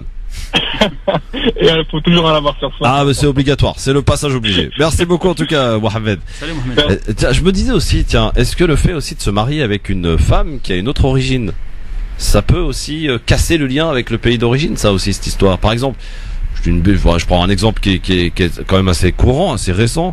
T'es algérien et tu te maries avec une marocaine ou vice versa d'ailleurs. Il y a toujours d'un côté qui va prendre le dessus. Par exemple, voilà, on va plus aller au Maroc qu'en Algérie ou qu'au Caisse, non? Je sais pas. Ah, j'en sais rien, moi. Pour ma part, je pourrais pas. Nadir. Alors, je suis pas dans ce cas de figure-là, mais j'imagine parce qu'à travers des Ta connaissances. femme est une algéroise? Algéroise, oui et non, elle est kabyle comme moi. Ouais, donc ça aide quand même. Ouais, non, bien sûr ça aide. Après, j'imagine à travers des connaissances. De toute façon, généralement, les enfants sont toujours plus proches de la famille de la mère que du père. Donc après, si le père est algérien et que la mère est marocaine, après ça dépend. C'est mais je trouve tendance à penser que c'est la part algérienne qui l'emporte. Moi, je sais pas pourquoi. Ah, je sais pas. Moi, j'ai des exemples autour de moi. Les enfants sont plus proches de la mère, donc automatiquement, ils iront plus voir la famille de la mère. C'est comme ça. C'est humain. Bien sûr. Mais bon, après, si c'est le Maroc ou la Tunisie ou autre, c'est même pas une question de nationalité, c'est une question de parents, tout simplement. Samy Champigny, salut Samy. Ouais, salut Christophe, tu vas bien? Bonjour à Fatima, bonjour à Rachid. Non, c'est Anissa et Nadir. Anissa, pardon. Anissa, bonjour Anissa, bonjour à Rachid. Non, Nadir, tu le fais exprès ou quoi, Samy? C'est pas grave, c'est pas grave, mais allez, c'est pas grave. C'est pas grave. C'est la chaleur qui te monte à la tête, Samy, hein. Oh là là, il fait chaud, gros. Oh là là, j'en ai marre. Et on est sur quelle radio? Ouais, là on est Beurre FM, non? Non, fais gaffe, tu vas te faire un gros buzzer dans la tronche, hein. Voilà. Ouais, France Maghreb. Bonjour à tous. Samy, t'es quoi comme vacances, toi? Moi là je pars à Fontainebleau en fait, dans la forêt. T'es complètement allumé, toi. Non, faire du camping quoi. Non, il a raison, il y a des gens qui partent. Ouais, tu vas faire du camping à Fontainebleau. Ouais, tranquille. Il y a pas de bruit, c'est toi et les animaux, mon frère. Moi je recherche la liberté, la verdure, je m'en fous moi de le bled. Bah ouais, carrément. Et au bled, il y a des kilomètres, hein. Ouais, il y a du ça. Je vais pas au bled, moi. Ah, en Algérie.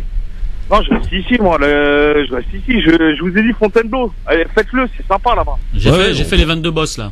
Ah ouais, c'est quoi ça? Cool. Les 16 km. J'ai failli mourir. Même pour le physique, hein, même pour le sport. C'est magnifique, bien sûr. C'est magnifique. Bah, bonne balade, Samy, alors, hein. Balade-toi bien, mon pote, hein. Je vais continuer. Je vous embrasse tous et bonnes vacances à tous. Merci, Samy. Également. Merci, Samy de Champigny. C'est sûr que ça change entre Champigny et Fontainebleau. Il y a quand même un autre décor. Et puis, même en termes de budget, c'est pas mal. Ouais. Ouais. Bon. Tu fais des économies. Pas très loin. 01 40 33 9000. Venez nous raconter un petit peu dans quel état d'esprit vous êtes. Est-ce que vous êtes, comme quelques auditeurs finalement, hein, ça se ressent. Il y a quand même ce passage obligé qui nous rappelle un peu l'enfance d'aller au bled. Puis il y a beaucoup de gens aussi qui construisent là-bas, donc forcément ils sont obligés d'y aller. Il paraît que c'est une catastrophe. T'as déjà fait construire là-bas? J'ai pas fait construire, c'est compliqué l'Algérie. C'est très compliqué, pareil. Faut être sur place parce que comparé au Maroc avec la Tunisie, les Algériens ils sont durs là-dessus. C'est même si là il y a un programme qui a été lancé par le gouvernement dernièrement pour aider à l'accession à la propriété, c'est compliqué avec les Algériens. Est-ce que c'était une envie que tu as, Nadir ou Anissa d'ailleurs, de faire construire un bien là-bas? Pour être honnête, non. C'est pas une idée qui m'est venue de construire là-bas. Pour ma part, si. Ah si. Avoir un pied-à-terre en Algérie, sa maison. Moi, c'est le souci, j'ai une maison, mais c'est conflictuel avec la famille, tout ça. Moi, je suis pas quelqu'un qui va me battre pour un héritage ou quoi que ce soit. Quand on en arrive à ça dans une famille, je préfère les laisser se battre entre eux. Mais si je pouvais avoir mon pied-à-terre en Algérie, ce serait magnifique parce que ça me permettrait d'une part d'y aller plus souvent, et surtout de pérenniser la chose vis-à-vis de mes enfants. Mais quand tu achètes par exemple un bien dans un pays, que ce soit donc l'Algérie ou quoi, ça te permet pas finalement d'aller ailleurs, parce que t'es obligé d'y aller, t'as acheté ta maison, tu dois l'entretenir, tu dois. Ouais, après ça dépend aussi. C'est un choix aussi, hein. Ça dépend aussi de tes moyens, de tes ressources aussi. Il y a aussi une réalité. Si t'arrives à accéder à la propriété, c'est super, mais bon après c'est comme tout, il faut aménager, il faut y aller souvent, donc c'est aussi de l'argent, c'est tout un ensemble de choses qui rentrent en considération. Mais d'avoir son pied-à-terre en Algérie, c'est pour une personne comme moi, c'est très important. Christophe, tu connais l'Algérie ou pas? Non, pas encore. Pas encore? Pas encore. J'ai pas ce loisir, cette chance.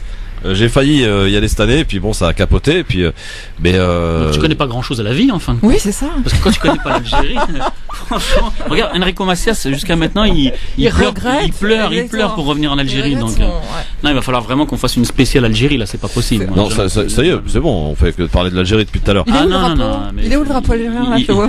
Il faut comprendre, il faut manger algérien, il faut sentir algérien. Tunisien, marocain, appelé pour remettre un petit peu d'ordre. Allô, bonsoir. Oui, bonsoir, c'est Amar de Tremblay. Bonsoir monsieur Amar de Tremblay, comment ça va? J'entendais depuis tout à l'heure sur l'Algérie, on parlait de l'Algérie. Que dire de l'Algérie? Il y a tellement de choses. Toutes les cas de figure qui sont passés, je les connais. Je les ai pratiquement vécus. Parce que moi, j'ai mes enfants, ils ont grandi ici en France. Moi, j'ai grandi ici en France aussi. Et le peu de fois que j'étais en Algérie, quand j'étais petit, une seule fois dans ma vie, j'y étais avec mon père. Donc j'avais 12 ans, 75. Et après, j'ai toujours eu l'envie d'y aller. Et aujourd'hui, j'ai donné l'envie à mes enfants d'y aller. Pourtant, ils ont tous grandi ici et vécu ici. Hein. Vous y êtes pas encore allé? Vous n'êtes pas retourné? Ah si, non, 75, non, je suis retourné en 75. Et depuis toutes ces années-là, après, depuis 88, pratiquement, je vais systématiquement à peu près 1 à 2 fois dans l'année. Ah d'accord. Par contre, la chose que je fais plus, qu'à l'époque on faisait, je ne vais plus en juillet-août. Ah oui, d'accord. Pourquoi? C'est une catastrophe. Hein. Tous les immigrés sont là-bas, les prix flambent, s'il y a du monde. Par contre, j'y vais, moi, c'est mars, avril, et là, j'y reviens, là, de juillet, je reviens la semaine dernière, je suis revenu. Et c'était un neveu qui s'est marié là-bas. C'était c'était un peu spécial. Donc du coup l'été c'est passage obligé, c'est l'Algérie et c'est nulle part ailleurs. Moi j'étais à New York aussi il y a quelques années. J'ai fait avec mes enfants mois d'octobre dernier, on a été à Tarket. Je sais pas si vous connaissez Tarket en Algérie, c'est dans le désert. Ouais. Et ma fille elle m'a dit papa, j'ai passé les meilleurs moments à Tarket dans le désert. Les enfants ils m'ont dit que New York. C'est un truc de malade, quoi. Ah ouais, quand même. Des moments, c'était le dépaysement total, mais l'Algérie a des endroits magnifiques. Et vous êtes d'où, vous, Amar? Moi, je suis de Nedroma, la capitale d'Algérie. Avec des capitales en Algérie. Tous les gens de la banlieue, c'est Nedroma, ils sont. Ah oui, Nedroma, oui, forcément, ouais. Et puis non, moi, j'ai donné envie aux enfants, c'est les prenant un petit peu, je les prenais à chaque fois. Une fois, par an, 2 fois. Après, puis aujourd'hui, c'est eux qui réclament d'y aller. J'ai l'enfant, mon dernier enfant, il a 17 ans. Aujourd'hui, il me réclame d'aller en Algérie. C'est lui qui me réclame. Bon. Merci Amar en tout cas. Et donc vous êtes revenu là, ça y est, vous avez fini vos vacances alors. Mais je repars au mois d'octobre, j'ai pris un billet déjà. Ah oui, d'accord, très bien. Par contre, Christophe, je peux te faire un bon coup de gueule. Bon coup de gueule. Hein. Vas-y, qu'est-ce qu'il y a? Mais alors, quelque chose, j'ai vidé mon sac, c'est l'Algérie, il y a un problème, les billets. Ah c'est un gros souci. Ça, c'est toujours, hein, c'est toujours. On peut pas connaître quelqu'un, il a des assos, c'est quelque chose, faut faire quelque chose parce que si beaucoup de gens, il y a un petit jeune aujourd'hui au travail, il m'a dit je veux y aller, mais je peux pas, c'est trop cher. Il a trouvé le billet à 800 euros. Non, c'est vrai. Il paraît, alors je sais pas si c'est vrai, il faut qu'on vérifie. Ah non, mais moi je vérifie, moi je regarde tout le temps. Là, si tu veux partir, c'est 800 balles. Entre 800 et même 1000 pour Paris-Alger là. Il a regardé Alger sur Alger. Moi j'ai un de mes frères qui marque une cabine.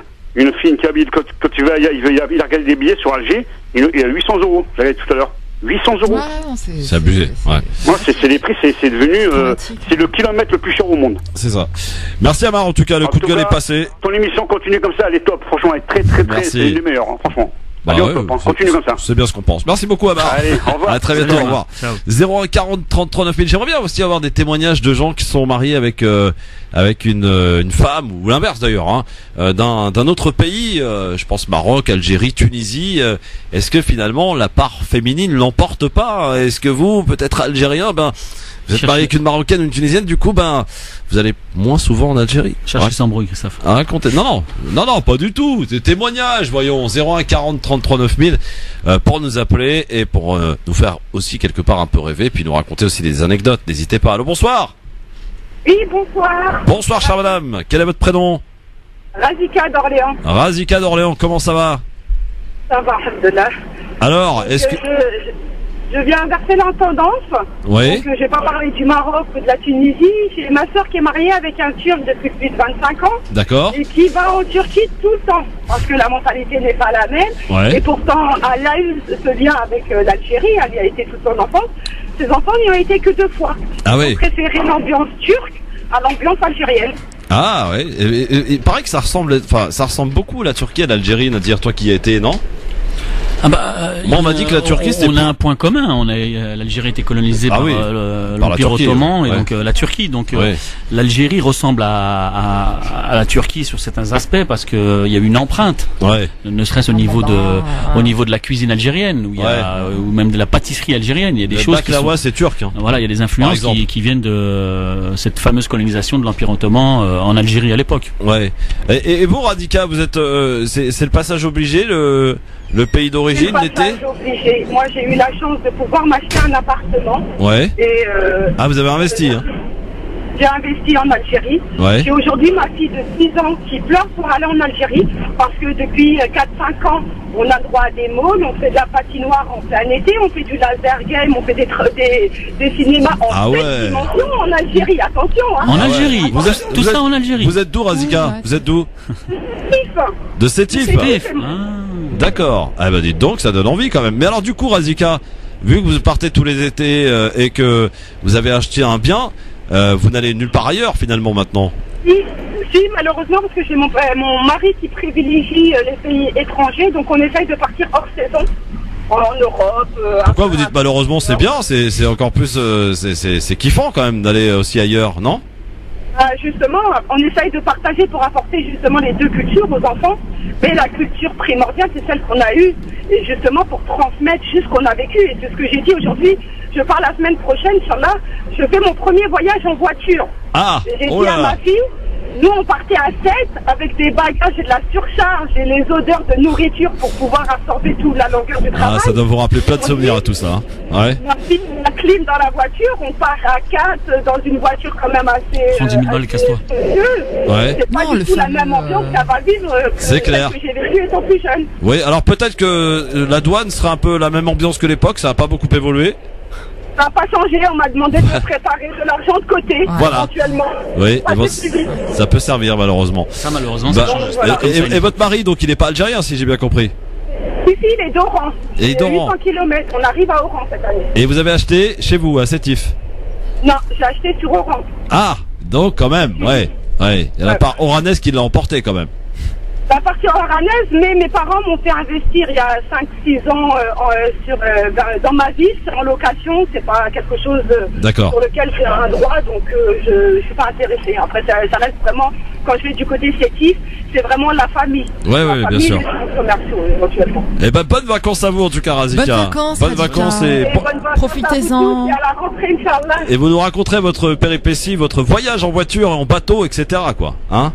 Il n'y a pas de souci. Et par contre, je reviendrai aussi au mois de septembre parce que je veux m'investir, je veux militer du côté d'Orléans. Oui. Et j'aurais peut-être besoin de vos soutiens, notamment par rapport aux sujets qui ont été abordés en début d'émission. Avec grand plaisir. Les quartiers et les choses à apporter, le travail sur notre communauté en lui-même. Mais je reviendrai un peu plus longuement et je ferai un petit post sur Facebook pour avoir un petit moment sur France Maghreb, s'il vous plaît. Et avec grand plaisir, machin. Alors Christophe, moi si je peux me permettre, madame. pour notre association Banlieue Plus de quartier, on devait ouvrir une antenne Banlieue Avec Plus de quartier dans la bouche. à Orléans, parce que j'ai de la famille à Orléans, j'ai pas pu le faire. Donc si ça peut vous intéresser, je vous prends au mot. Vous regardez le site. Franchement, ça sera avec un Vous grand plaisir. regardez notre site. Bon, on est une petite association avec des grandes prétentions. Vous regardez notre site. Si ça vous intéresse par rapport aux actions qu'on mène, on peut éventuellement les proposer sur Orléans, parce que c'est simplement une question d'individu. Le site s'appelle Banlieue Plus. Banlieuplusfr. Banlieupplus.fr. D'accord, Azika? Ça marche, je vous envoie un petit message.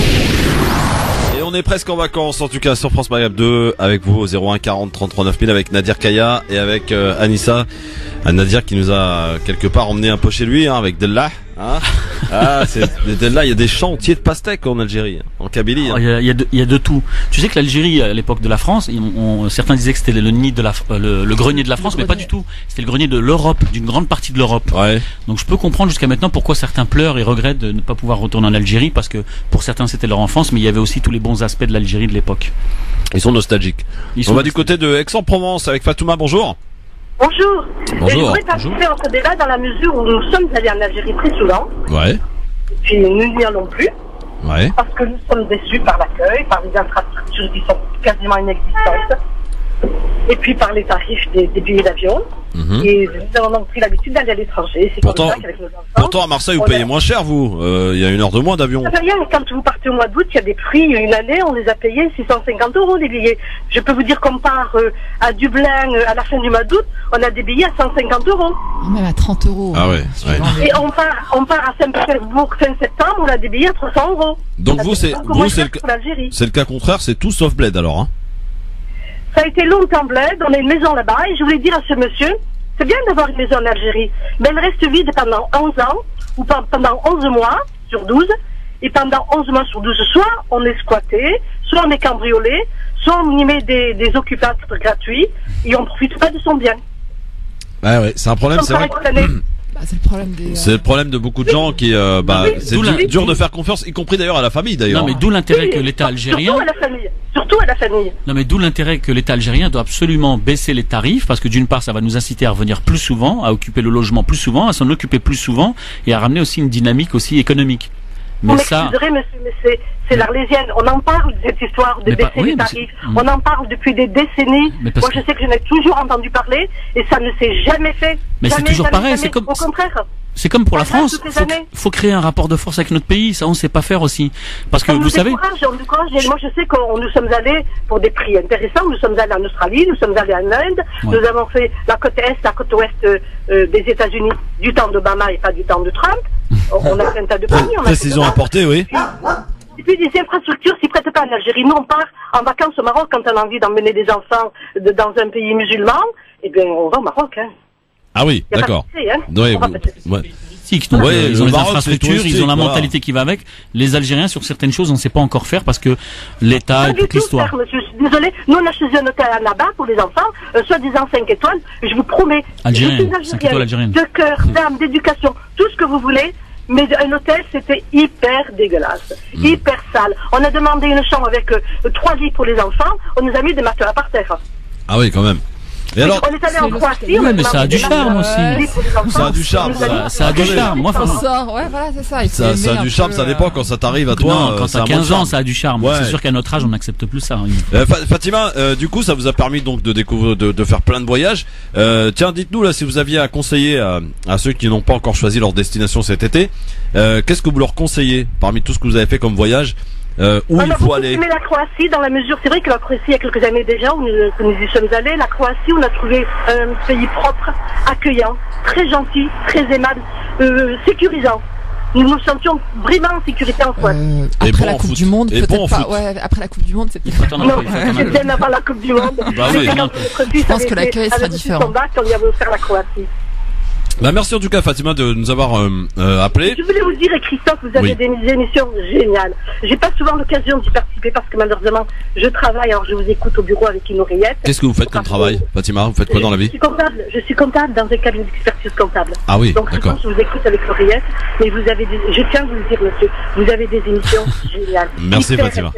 Et que de fois j'ai envie d'intervenir, parce que des fois j'ai envie de rebondir, des fois je suis hors de moi, et des fois au contraire j'apprécie énormément les interventions. Voilà. Bon bah, je peux vous super. dire qu'on les vit profondément et intensément. Vous partez où là, Fatima, en vacances cette année? Déclaration, ça. Dublin et Saint-Pétersbourg à la fin au mois de septembre. Ah, pas mal, pas mal. Super, bravo. Oui, on va faire de et je vous assure que c'est des prix. C'est des prix mais hyper intéressants. Est-ce que vous vous rendez compte qu'on fait 11 jours à Dublin, Ouais. en visitant Connemara, toute la côte et tout, pour 750 € par personne. Ah oui. Le prix du Voyage, billet. séjour et toutes les C'est le prix du billet pour aller en Algérie. Ouais. 11 jours pour... Mais attendez, en Algérie, on a les billets. Je ne sais pas si vos collègues sont d'accord, les gens qui sont autour de vous. Mais il y a les cadeaux qu'on amène. Ah ouais, Il y a ouais. les cadeaux qu'on amène Ça en se fait Algérie. toujours, ça En Algérie, vous vous rendez compte? On commence à faire nos bagages au mois de janvier. Ah, moins avec le temps. Hein. Moi, fut un temps, je ramenais plein de bonbons, plein de trucs, c'est fini. Hein. Parce qu'il y a tout en Algérie. Des Hein. vêtements, monsieur, des vêtements, des chaussures, Ah, non, c'est du fini. matériel électroménager. Faut voir ce qu'on me demande. Jusqu'à maintenant? Et jusqu'à maintenant. Non, il y a tout en Algérie. Nous, on faisait les courses à l'époque, on allait à Tati, on ramenait plein de parce que l'Algérie, trucs. c'est notre cœur. Maintenant, Moi, c'est mes parents fini. sont enterrés là-bas et je tiens à y aller 2 fois par an. Et comme le disait le précédent auditeur, nous y allons hors période. Nous y allons au mois d'avril et au mois de octobre à peu près pour les vacances de fin octobre, début novembre. Eh ben écoutez, bon voyage en tout cas. Je vous Profitez bien de très Dublin longtemps, et très Saint-Pétersbourg. longtemps, et à bientôt, Inch'Allah. À très très bientôt du côté d'Aix-en-Provence. Vous êtes un peu en vacances là-bas, Oui, Aix-en-Provence. c'est vrai, toute l'année. Hein? Je vous dis en plus qu'on a la piscine, je vais vous le faire aller. Ah bon? Vous avez la piscine chez vous? Oui, je suis obligée de vous le dire parce que c'est vrai qu'il fait très chaud en ce moment. C'est la seule façon de se sortir. Bon, bah merci pour nous qui allons dans le RER, madame, où il fait 53 degrés. Mais si vous le rentrez, je vous donnerai mes coordonnées, vous viendrez piquer une tête quand vous C'est gentil, c'est adorable, Fatima. Bah écoutez, pourquoi pas. Bonnes vacances à vous, en tout cas, à très bientôt. Bientôt pour vous aussi, merci pour ce que vous faites pour nous, pour notre communauté. Merci à vous, merci. Bon, bah j'ai envie de terminer avec ça, moi. C'est magnifique comme témoignage, non? Vous trouvez pas? Ouais, tout à fait. Hein, on a eu tout finalement.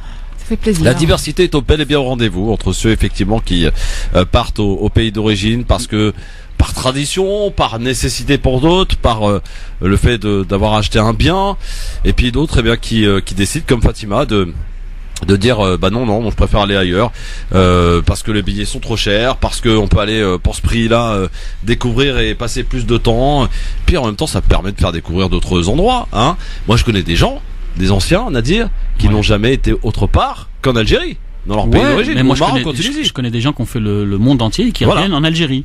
Ah ouais. Eh ouais. Ouais. Comme quoi. Donc l'Algérie, c'est particulier, quoi. On en reparlera, Christophe, quand t'auras mis le pied là-bas, t'auras mangé, C'est vrai. t'auras discuté avec les gens, malgré C'est tous les différent. défauts, malgré tous les problèmes de l'Algérie. Je suis d'accord. Voilà. J'ai un peu voyagé dans ma vie et je peux le dire qu'en effet c'est vraiment particulier l'Algérie. Il y a quelque chose de l'ordre du mysticisme presque qui nous ramène là-bas. C'est une terre sainte, je crois. C'est un acte de foi Je constant. pense qu'il est temps que ça l'Algérie. s'arrête là. Il est vraiment temps que ça s'arrête. One, là. two, three. Hein, voilà. Bah écoutez, merci à tous. Merci Anissa. Alors attends, je tiens à prendre les auditeurs en témoin. Que la semaine prochaine, tu as promis de ramener un gâteau. C'est vrai. Alors, C'est je ne vrai. savais pas que tu savais faire des gâteaux, Anissa. Moi non plus, je le savais pas. Ah bon? Quelle belle lose. Moi non plus, je le savais Qu'est-ce pas. que mais tu je nous vais réserves? essayer. Attends, Je sais pas, un petit gâteau au chocolat par exemple. un petit gâteau au chocolat. Avec Ouais. des, je sais pas, avec des agrémentés de fraises tagada. Ah ouais? Nadir? De petits, Non, voilà. non, Quoi, non? moi, je veux Non mais un toi, vrai gâteau. ramène-nous le thé, Nadir. Je crois que t'es un. Bah moi, si un c'est le mercredi, si producteur, t'es là, vraiment. je fais le thé exclusivement le mercredi. Eh ben, Il y a que on là- peut, voilà, vous savez on quoi? peut, Toute exactement. l'équipe du LGF, mercredi, on fait Mercredi l'émission prochain, de... rendez-vous ici. On fait l'émission de fin. La dernière. Voilà. Non, peut-être pas la dernière, parce qu'on est là jusqu'à vendredi, mais en tout cas, l'émission, tous ceux qui veulent venir, d'abord, tous ceux qui veulent venir viennent, mais ça se passera mercredi avec le thé assuré par notre ami Nadir et le Inch'Allah. gâteau. On sait pas ce que ça va donner par Anissa. Affaire à suivre, j'ai envie de dire. Affaire à suivre. Prévois quand même de là, on sait jamais, hein, Nadir. Bah, quand elle a dit Ouais, il y a des chose. tagadas sur le gâteau, là, j'ai dit que ça merde, là. Ouais. Bonne soirée à tous. Merci Nadir, Bonne merci soirée, Anissa. au revoir. Au Demain, revoir. Maïssa Leroy et Nargis pour terminer la semaine. Il nous reste une semaine. C'est vrai que ça, voilà. Mais on est bien en tout cas. Mais Monsieur Mamie, il est où, Monsieur Mamie? Il est au Sultanat d'Oman. Ah bah voilà. Ah non, mais Je crois qu'il était avec Benalla, moi je pensais qu'il était avec Benalla. Non. Il y en a qui se prévoient. J'espère vous qu'il avez vu, profite quand même. Ah bah, minimum, attends, parce que, ils se gênent pas. Hein. Ouais, Vous j'imagine. savez comment ils sont les patrons. Et après ça vient pleurer. Oui, on n'a plus d'argent en année. Mais ça voyage tout le temps. Incroyable. Bon, dans un instant, DJ Kim et Medjed avec DJ Kim. Et je pense que la télé, il paraît qu'il y a une télé 4K là qui va tomber aujourd'hui. Alors restez là et jouez bien sûr parce que ça peut servir pour ceux qui ne partent pas en vacances, notamment regarder des bonnes petites séries avec Netflix avec un beau petit écran. Ça peut être sympa. Bonne soirée à tous. Restez bien branchés France Maghreb 2. 18h03, je suis celui qui ne rend jamais l'antenne à l'heure, mais ça me fait partie de ma spécificité. Il est 18h04, donc le flash avec Marine Garel. Excellente soirée, à demain 16h si vous le voulez bien. Bonsoir Marine. Bonsoir à tous. Alexandre Benalla s'exprime pour la première fois depuis le début de l'affaire. Il reconnaît dans un entretien au journal Le Monde avoir commis une faute, mais déclare ne pas avoir le sentiment d'avoir trahi Emmanuel Macron. Loin de cette crise, le président est attendu aujourd'hui en Espagne. Il sera demain au Portugal pour travailler notamment sur la crise migratoire. Ce matin, alors qu'il était encore en France à Campan dans les Hautes-Pyrénées, Emmanuel Macron a estimé que l'affaire Benalla est une tempête dans un verre d'eau. Et puis le patron de La République En Marche, Christophe Castaner, sera auditionné mardi prochain par la commission des lois du Sénat dans le cadre de l'affaire Benalla. Il sera notamment interrogé sur le rôle de Vincent Crase, employé de La République En Marche, mis en examen avec Alexandre Benalla pour violence en réunion. La canicule, bien difficile à supporter pour tout le monde. 18 départements sont toujours placés en vigilance orange, de l'Ardèche en remontant vers le nord, en passant par l'Île-de-France. À Paris, cette chaleur s'accompagne d'un pic de pollution. Les véhicules les plus polluants, vignettes critères 4 et 5, ne sont pas autorisés à rouler. Cette histoire rocambolesque, celle d'une jeune élue de La République En Marche d'Indre-et-Loire. Âgée de 29 ans, elle s'est faite enlever, séquestrée par sa propre famille, dit-elle, pour une histoire d'amour. Une enquête a été ouverte. Le TGV du futur est sur les rails. Il sera plus grand, plus spacieux, moins gourmand en énergie et moins cher à entretenir, moins cher également à l'achat. À l'état de maquette pour l'instant, mais plus pour longtemps, car la SNCF a officialisé à Alstom l'achat de 100 rames de la 5e génération du train grande vitesse, un TGV du futur qui devrait rouler d'ici 5 ans. Si vous prévoyez de prendre le train demain, sachez que la grève SNCF à l'appel de la CGT n'entraînera quasiment aucune perturbation. Seules quelques légères adaptations sont à prévoir sur le réseau TER en Nouvelle-Aquitaine et en Occitanie. Le Tour de France, 18e étape dans le Piémont pyrénéen, course de 171 km en ce moment jusqu'à Pau. France Maghreb 2, service, info, musique, divertissement. France Maghreb 2. France Maghreb.